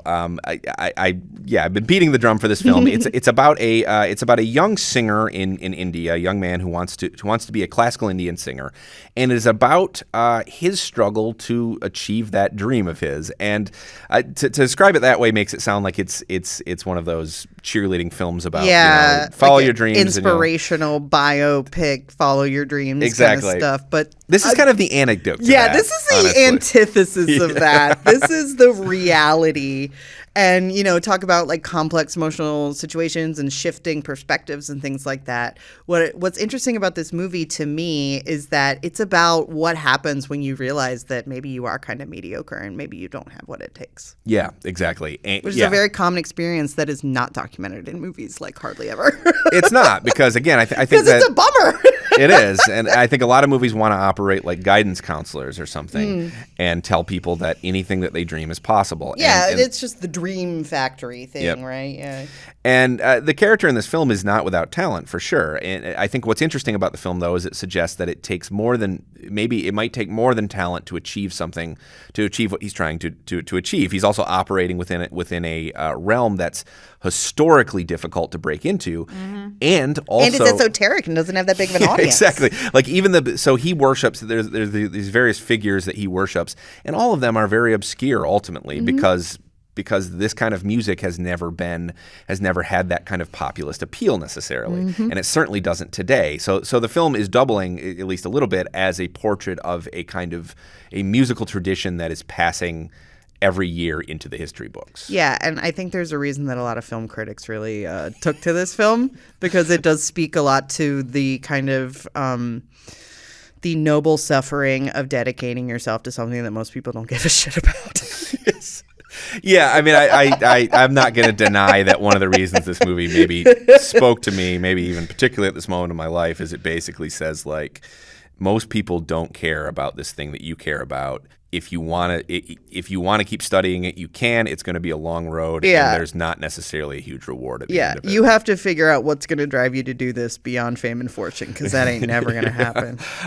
Beyond that, I think it's a beautifully constructed film. I think it's one that jumps around in time in really interesting ways to sort of give us the full history of this person. It's one that's not sentimental about this man and his dreams, but is sympathetic nonetheless to what he's all about. And I think just moment for moment, in terms of a piece of filmmaking and framing, I think it's beautifully made and really underseen. This is one. Honestly, this is not my number one film of the year, but if I could grab you by the lapels and be like, check out one film that on my list, this is the one that I'm like, go watch this movie. I think it deserves to be seen. I think mine would be Wheel of Fortune and Fantasy. Yeah. I want to like stand on a street corner and hold a sign that said, there were 2 Hamaguchis this year. I just want to like scream at people. Yeah. Okay, so your number 3 is a movie that does not necessarily need a whole lot of introduction. If you're listening to this podcast, this is me. This is the dad that lives inside of me. There's a dad that lives inside of me who likes Ford versus Ferrari. That dad likes Once Upon a Time in Hollywood. And that dad liked Licorice Pizza. Crazy to me that Paul Thomas Anderson is dad stuff now, but here we are. Yeah, Licorice Pizza is the new film by Paul Thomas Anderson, obviously. We actually have a whole episode on it, so I think we probably won't get too deep into this one on the podcast today. I can say why I put it where I put it. Oh, yeah, please. I think that this is a flawed film. I think that there are some scenes in it that weren't necessary. I think that the age gap argument is silly. Yeah, can we argue this movie is not a They don't it's not a celebration of pedophilia, for fuck's sake. Beyond the fact that it actually, and I thought about this more after seeing it, it's actually somewhat, like, do we know for sure what age she is? No. No. I mean, she changes her answer on that a couple times. No, she changes her answer all the time. Yeah. And if you look at it, like, she's the youngest of her sisters, and if she's 25 and they're all living at home, yeah. I mean, I would maybe even put her more like 18 or 19. Right. But the point is not that. The point is that sometimes in life, you meet somebody, you kind of have a little bit of a something there, but you know that it's not going to work, and so you just stay friends. That is the thrust of the movie. Like the movie. Like do people not have married friends that they think are attractive but would never go for it because your friend's fucking married? She says very early on in the film. That's just human, man. That's just life. I will say one more time for people who don't know what this movie is somehow. I think if you're listening to the show, you probably do.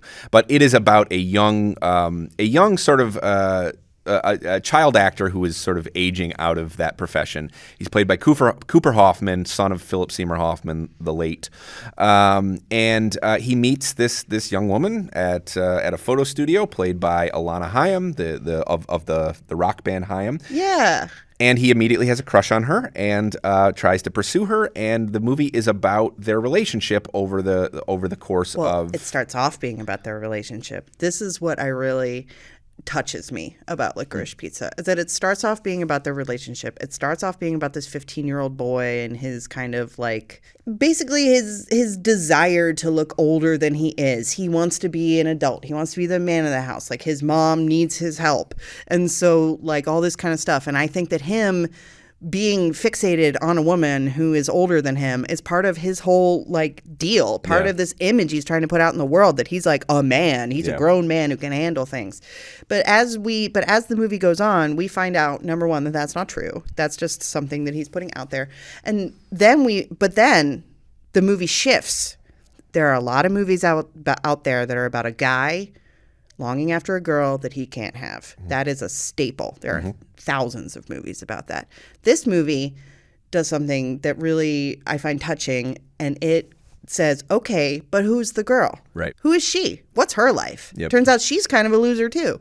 And she doesn't know what she's doing with herself, and she's trying to figure it all out. And so it shifts from idolizing this older woman into the inner world of that woman. And I find that touching. I find that to be a further development of the theme of like artist and muse that he looks at in Phantom Thread. I think I just really find that to be a touching twist on a trope. And I think that people are reacting to the trope without engaging with what the movie thinks about that trope. I think you're 100% right. I mean, it's the thing that I have mixed feelings about this movie. I say mixed feelings even though I gave it a B+ for the site. I mean, I clearly like this movie. Yeah. For me, this is more of a case of like everyone has fallen in love with the movie, and I'm like, yeah, that was good. That's how I feel about driving my car. Right. But my point is that I agree with you 100% because I really do think that it does something very smart, which is we meet Gary at the very beginning, and it does appear to be his story. And then at a certain point, it shifts pretty early on and we realize that this fantasy object that we're actually going to investigate her exactly what you said. We're going to investigate who she is, really. And it really is more about her as a person. And I think that there, I mean, obviously anytime there's somebody older and somebody younger, there's a power imbalance. But I think honestly, these two are really in some ways. But they're not in a relationship. They're just friends. Yeah. They're just friends who kind of, there's a little bit of tension there. Yeah. And I thought that was a pretty common experience, but I guess maybe it's not. I don't know. But yeah, and I just, I like movies that are kind of like shaggy hangout movies, and I appreciate that about it. And, I saw the movie and then I went to go see it again, and I would go see it a third time. And there's something to be said for that. I liked hanging out in the world. I never really listened to Haim's music, but I was really taken with Alana Haim. I think that she's a star, and I love that this is a movie where people have weird teeth and weird faces. Thank God. Yeah, she's brilliant. I mean, she it really is like it is a star-making performance. I'm like, I can't wait to see her in something again. She's very good. She has this kind of she has this kind of prickly radiance about her, it's it's I would never tell someone not to see this movie. Honestly, for me, this is my movie this year where I just struggle with the things that don't work about it with me, and balancing that against the things that I think are kind of brilliant about it. For me, if you cut out a couple scenes that I think are really unnecessary, namely the sort of Asian jokes, which just really weren't. Maybe you were trying to make a point that people were racist like that in the 70s. I think that is what they're trying to do. Yeah, but like, you didn't show everything about the 70s. Why do you have to put that part in? I just think they're deeply unfunny, and it just like they just don't work, and I think they might be. It's a very tricky kind of joke to tell, and I'm not sure he was up for it. Yeah, I think they might be eliciting the wrong kind of laughter from audiences. Yeah, too, you know? I could very much see being an Asian person sitting in the audience, looking around a bunch of white people laughing, and being like, "What the fuck?" And I've seen that reaction on Twitter, and I'm not inclined to dismiss it. Yeah, me neither. Yeah, nonetheless, it is. It's quite a piece of filmmaking, and if a little too shaggy for my taste, and definitely not high in my Paul Thomas Anderson ranking, maybe that says more about how high I hold Anderson in esteem. You know, if this was, I think we mentioned this maybe in the episode, the full episode we did on this, but if this was just some unknown filmmaker or some young filmmaker who made this movie, I would be very excited for what they did next. I'd be blown away, probably. So. Yeah. Well, your number 3 pick. This is another example of something where I actually don't think that the praise is overblown because of who did it. Mm-hmm. I'm actually really impressed by, like, West Side Story is your number 3 pick, and you want to talk about Professional, top to bottom, upside down and sideways. Like, we knew Spielberg was a pro, but he pulled off a musical too. Yep, he's never done a musical before, but there have been elements of that in his filmography, I think, since the start. I've sort of looked at some of his films and see him sort of longing to make a musical. He's flirted with the idea for many years. There was a talk for a while that Hook might be a musical. Couldn't have made it worse than it already is. So. West Side Story. I have a soft spot in my heart for Hook. Can I go on a little diversion? You can, sure. Yeah. When I was a kid, my cousins had this thing. It was called the Lost Boys go-kart, and it was a skateboard with an apple cart stapled to it, and we used to go on very, very dangerous runs down very steep driveways in the Lost Boys go-kart. And it's a miracle no one ever broke any limbs. So that's my Hook story. Got it. All right. He's getting a lot of dangerous playing with the. We were pretending Hook. We were playing Hook. I can't remember if I liked Hook when I was a child. I mean, I feel like even then I was sort of like, I don't know about this, because I feel like even when that first came out, I was very young, but I probably already had seen some Spielberg movies, and I could picture myself as this little snotty kid who already was like, well, actually, Robin Williams was the Hook for Hook. For Hook, when it for came sure. out. In my family, we watched anything with Robin Williams. Yeah.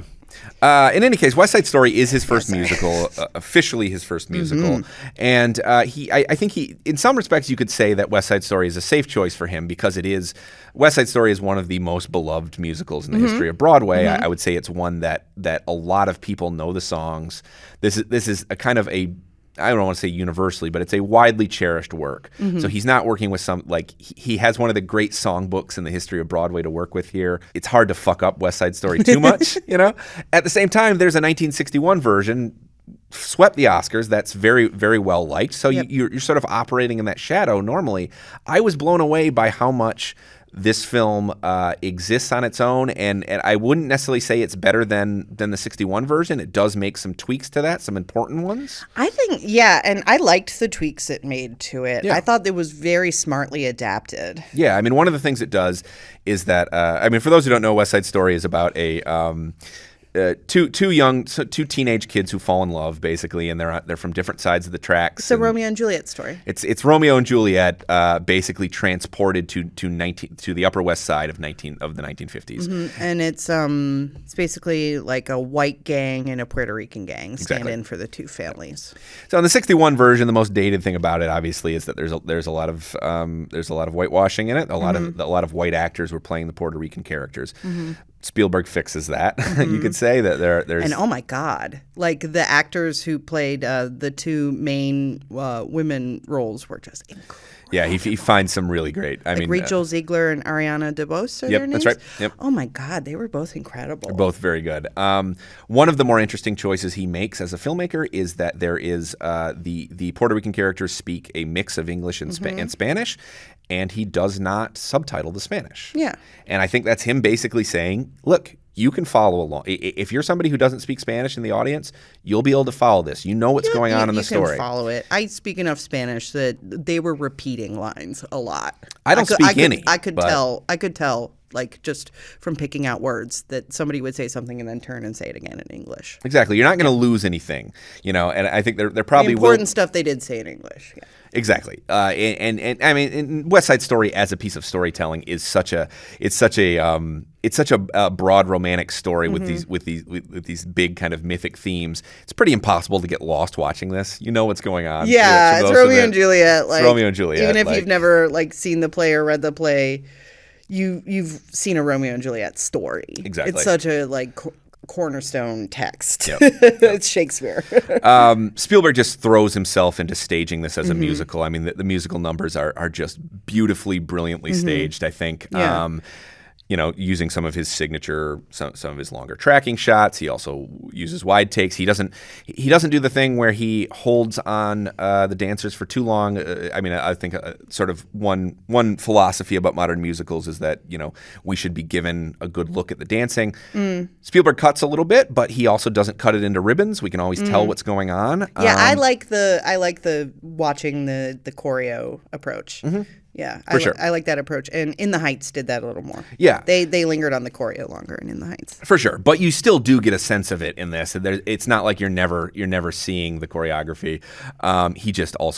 He also just keeps it moving with editing as well. I thought the costume design in this film was fabulous. Yeah, beautiful. Yeah. For sure. And he rethinks a few of the numbers as well about how he can stage them. Cool, which I think is generally considered one of the probably one of the lesser songs in this amazing songbook, gets it's sort of reinvented as this game of keep away with a gun that's urgent, and I think a really successful reimagining of that number. Tonight we get the characters singing it to it. We get Tony and Maria singing it to each other through the grates of a fire escape, sort of emphasizing the barriers between them. They're like jail bars. Yeah, exactly. You know, I love West Side Story. I think it's one of the great musicals. I've loved it since I was young. I think these songs are timeless and enduring. And I think that what Spielberg has made here is a really reverent version. It's not one that despite its updates, I don't think it really changes West Side Story. It mostly keeps the essence of West Side Story. No, if anything, it's a subtle reframing, and that goes back to what you were talking about there being, you know, dialogue in unsubtitled Spanish. Yep. He does kind of shift the story to be more from the Puerto Rican point of view. For sure, but again, in a kind of subtle and non-obtrusive way. Right. He hasn't Very fundamentally elegantly done. Yeah. Right. He hasn't fundamentally reshaped West Side Story. Yeah. He's just slightly shifted the perspective a little bit, so it actually feels more like a balance between these two sides. You know. Yeah. Also, I want to shout out to one of the other performances in the film, which is Mike Feist. He's this young Broadway actor. He was in apparently Dear Evan Hansen on stage, and he plays Riff in this film, the sort of head of the Jets, and I think he is remarkable in this film. It is such a terrifically sneering teenage performance. Another interesting subtle modernization that they did to this film is there's the character of Anybody who kind of just hangs around the periphery of the Jets, and they make that character into kind of a trans male character in this film, played by a non-binary actor. And that's something that they really don't hit it that hard. There's like one line of dialogue where someone teases Anybody, you know, about being a girl, and Anybody goes, "I'm not a girl," and that's all they ever address it. But it's very modern, you know, it's a very modern take on that, and I admired that a lot. I think that's one of the ways that this really works is that it is classical in a fundamental sense. I mean, this West Side Story, and he's presenting West Side Story mostly as it is, but it has modern touches, and they're not super intrusive. He just weaves them into the film with help, obviously, from the screenwriter and playwright Tony Kushner, who wrote this adaptation. Yeah, I mean, this thing feels perched to me on the edge between classical and modern in a really graceful way, and you would never get, you know, Spielberg directs it with a young man's energy. You know, this is not some dated piece of this is not old man cinema in the least. You know. know? No, I don't think so. And I appreciated it too, just as a piece of Hollywood spectacle that, you know, we missed that a little bit over the last couple years. And Hollywood cinema, I think in general, has been sort of hijacked is a strong word, but maybe hijacked by adolescent superhero fantasies. Yeah. It was nice to see a big budget Hollywood movie that is partially for grown-ups too. Well, I'll say I left this movie off my list because I kind of thought like, well, it's a big Hollywood movie. It's a Spielberg movie. It doesn't need me to back it up. Maybe it does though. Maybe it's does. not doing so great. Maybe it does. You know, maybe you know, that assumption was incorrect. I thought, oh, West Side Story doesn't need me. If you are on the fence about seeing this and you know, assuming you feel safe going to the movie theater, go see it on the big screen if you can. It's worth it. It truly is good old fashioned like movie spectacle. Yep. Okay, so we have already discussed our number 2 films of the year. We'll reiterate those. We said that earlier in the episode, we said that we would talk about them, or that they fell higher on our list. But my number 2 film of the year is Farhadi's A Hero, and yours is Sciamma's Petite Maman. So we've talked about both of those, so we can move on to our number 1 films of the year. Yeah. Katie, why don't you kick us off here? Okay, so my number 1 film of the year was The Power of the Dog, Jane Campion. I watched that again yesterday, and it's another movie. It's interesting. There's a couple movies on my list this year where you could argue that some of the actors are miscast, but I think that that's kind of part of the deal with Power of the Dog in are you particular. talking about Cumberbatch? I'm talking about Benedict Cumberbatch, who, you know, he's cast in this film as a sort of John Wayne type, really, you know, a quiet, well, a crueler version of that. John Wayne was a white hat, so to speak. But so he's this cattle rancher in 1925, Montana. Him and his brother, played by Jesse Plemons, live on this ranch. And they're both fancy boys from the East Coast. They're Yale boys. Their parents are rich. Yeah. But Plemons' character, you know, embodies that. But Cumberbatch just completely rejects it. And he says, no, I'm a cowboy now. I'm a man of the range. I don't take baths. I don't go inside. And he's really, like, Cumberbatch is arguably a little miscast as that kind of character because he does not embody it effortlessly. But that's the point. That's the point. That's what I was going to say. No, I 100% agree. The notion that he somehow is a poor fit for this, I think, is not acknowledging who Phil, his character, really is. Exactly. His character is very uncomfortable. He's very uncomfortable with who he is on the inside and the outside. He's just uncomfortable all around, and he's very cruel to other people. Basically, anyone who seems comfortable in their skin, he sets out to systematically destroy that. So they're as miserable as he is. It's a brilliant performance, I think. I think this is one of his best performances, I would say. Right. And you can see Cumberbatch kind of struggling with this hyper macho archetype. But again, that's the point. Right. Exactly. Yeah. The whole cast in this is pretty good, I'd say. You know? Kirsten Dunst plays... she plays this woman who works at a sort of a local restaurant. Like a lodging boarding house. Totally. Along a cattle trail where you can stop for the night, get something to eat, and sleep while you're out herding cattle. Yep. And Plemons' character ends up marrying her at a certain point. He ends up pursuing a life with her. And the movie becomes, for a little while, about the tension that this introduces into this household and the relationship between these brothers and how she sort of upsets that balance. Because he doesn't want his brother to be happy because he's unhappy. Right. It takes some turns from there, I would say. You know, this does not become exactly the film it appears to be at first. No, it is actually like a very pitiless movie. It's a harsh movie, but also it's like it reminds me of how like nature can be very cruel and harsh, but also things kind of just work out the way they're supposed to work out in nature, you know, like where you have these characters who are, it's hard to elaborate on that thought without spoiling the end. I will say, because, and we won't spoil it, I will not even come close to spoiling it. I will say that where this film goes to me felt a little obvious. That what we end up learning about certain characters felt sort of like, it came from a novel written 50 years ago. Fair enough. That's a good point. And that would have been revelatory 50 years ago. Maybe it would have. Yeah, we've had and it 50 fits in years a tradition. of for sure. I'll give enough of a spoiler to say that this film does fall into the queer cowboy tradition, Brokeback Mountain kind of tradition, which is something that has been under the surface for a long time in like Western narratives, but not brought to the surface until probably the 20th century or 21st century, at least on film. There are like country songs that go back and back and back. Like, for example, there's an artist called Lavender Country who started off in the 70s and was the first, gay cowboy singer. Interesting. I didn't know that. Yeah. Been around. Still tours, actually. Okay.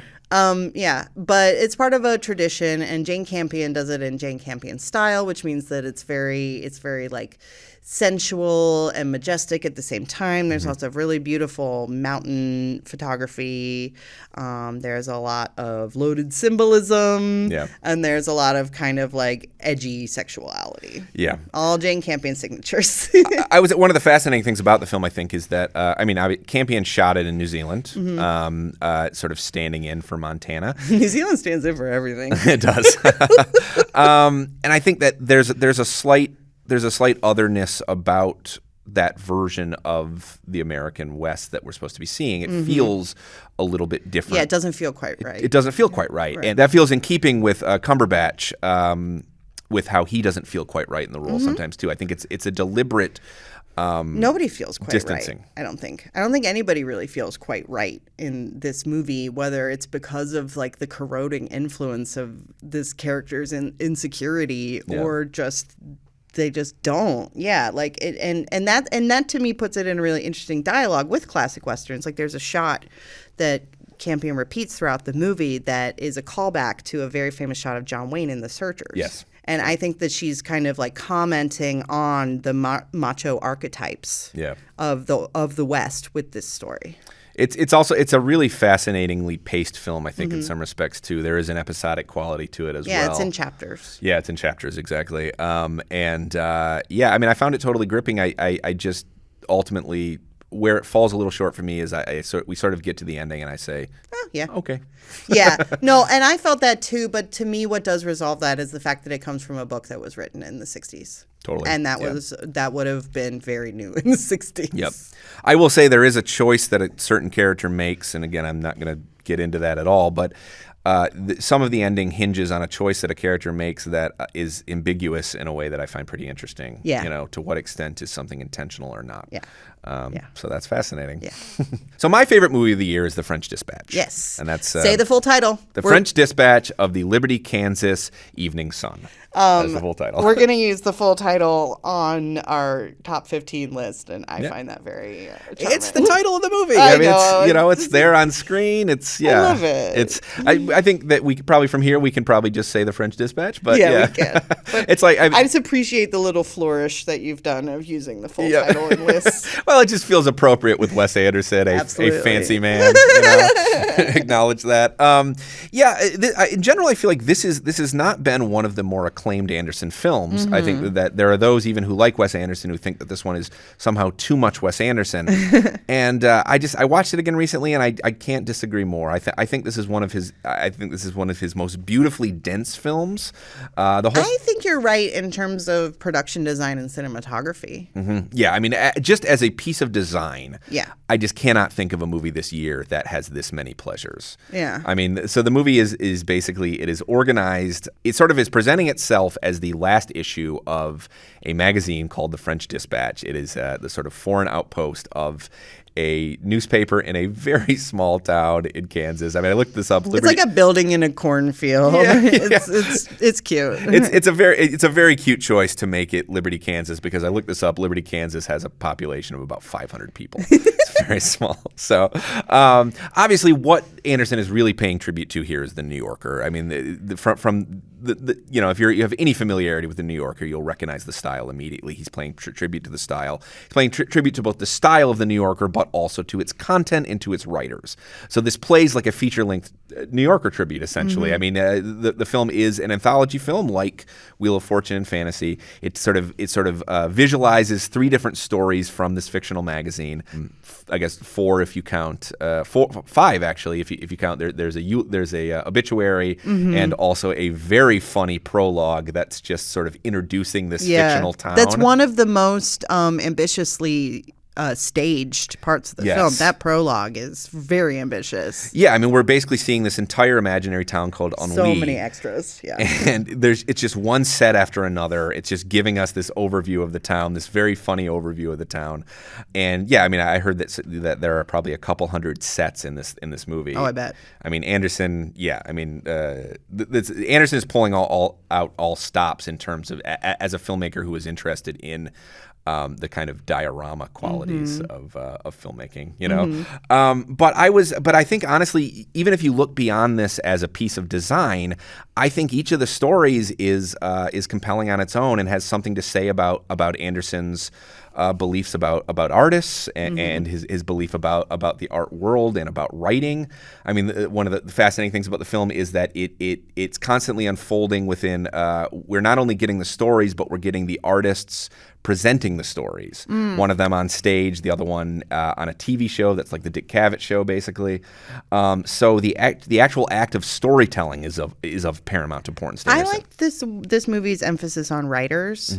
Yeah, I liked that it obviously that appeals to me. The idea of like art of writers as sort of heroic figures. Yeah, I mean, because each of the stories is not just the story itself, but it is about how this particular writer chose to tell it and how they tried to either stay neutral or get involved with right, the like story. the voiceover is the story that ends up being in the French Dispatch. Yeah. But like the dialogue is the circumstances under which that story was reported. Exactly. So that's so conceptually sophisticated and so interesting to me. I'm blown away that more of our peers can't look at this and just be blown away by it just on a conceptual level. Yeah, I mean, on a conceptual level, on a production design level, all that kind of stuff, like I appreciate it. But I'm not going to lie, I saw this film, walked out and went, oh, yeah, that was well done. And then it kind of slipped out of my mind. It came in one ear and went out the other for me. I'm very sorry. It's fine. I think that It didn't stick with me too much. I think that seems to be the sticking point with a lot of people is that this one does not have the emotional kick that some of Anderson's best work does. Yeah, and that makes some of the cutesy stuff a little harder to digest. But there's so many moments that I actually think are really affecting in this film. And, I mean, from the way that in the first story called The Concrete Masterpiece, Benicio del Toro plays this imprisoned artist who's basically he's dabbling in modern art basically, and the whole thing turns into this satire of the art world.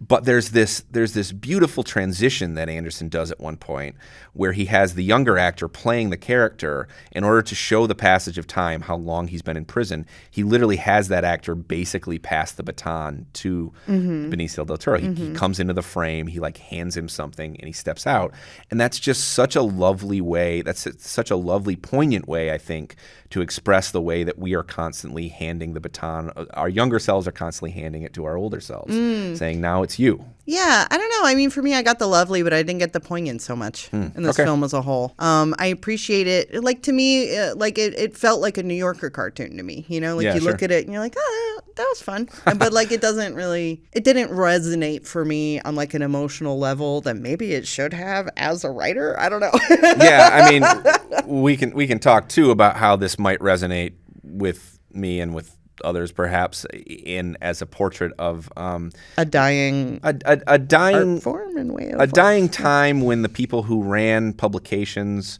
believed in their writers. Yeah. When they gave their integrity writers was slack, important. when integrity was important to the people who owned publications.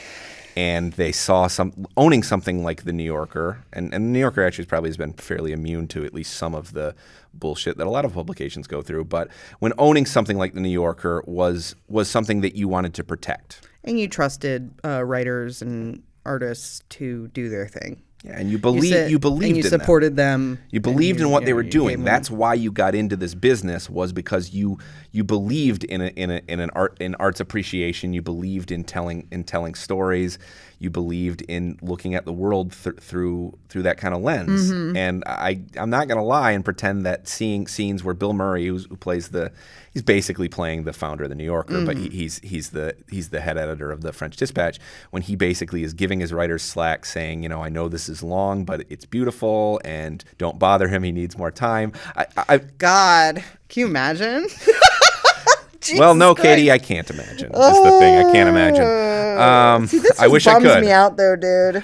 Well, yeah. This just bums me out. But to me, The French Dispatch feels like it is very much a Valentine to that disappearing era for media and for arts appreciation. And I can't deny that has, I find that deeply personally moving. Yeah. Okay, folks, those are our top 10s of the year. Again, if you'd like to see the AV Club's aggregate top 10 featuring the contributions of 8 other writers, 8 other critics in the film section of the AV Club, you can see great selection too. Great range of tastes and perspectives, and we've got international contributors now, and it's Yep. Nothing on the list that I'm embarrassed of. Even if there's films on the list that I don't love, I'm still like, I get why this is here, you know. And I'm actually going to save some people some disappointment immediately. Some people might be listening. Dune did not make our list. It only made one ballot. We're just not big on that one. So I know that I feel like the last time that we omitted a film by that filmmaker, people were not happy. Got some hell for it. You're not going to be happy again. It's not on there. Wait, what was the last one? Arrival? No, Blade Runner. Oh, Blade Runner. Blade Runner 2049. Yeah. Well, same issues. Yeah. So thank you for listening today, and I just wanted to say something at the bottom of this episode that we don't really know the future of Film Club. We don't know where this podcast is going, and if we'll be in what form it'll be back, if it'll be back. But I will say that transitioning into a podcast from a video series has been just a really great experience. I really enjoy doing this with you, Dowd. Me too. I love our conversations. They're great. And it's been so heartening to see people kind of pick up on that. And it's nice to know that there are people who tune in every single week. And it's so humbling and touching. And thank you. Yeah, I agree 100%. Thank you for listening. And Katie, it really has been a pleasure doing this show. Yeah. And I hope that one way or another we can find a way to do something like this in the future, I agree. be it Film Club or something else. Yeah, I agree. But yeah, thank you everybody who's listened to the show. And it really is humbling to know that, I mean, because we're just, we're here just talking about our perspectives on these movies. Yeah, and we don't know anything more than really, ultimately, whoever you are listening, And sometimes, writing for the internet, or you feel like you're just kind of, you type some stuff alone in a room, and then you press a button, and then it's gone. And then you don't really know, unless someone gets in touch with you directly to tell you what they thought about it. You don't know what happens to it. And it can be kind of a weird and isolating experience, which is why it's nice to sit and talk with you. Then at least I have, a real solid handle on what Dowd thinks about stuff. Yeah. It's a conversation. Yeah, and to know that conversation is resonating outside of this room that we're sitting in right now, too, is just incredible. Yeah, well, humbling is the best word for it. And heartening, yeah. Mm-hmm. So thank you, everybody who's listened to the show. And happy holidays to all of you.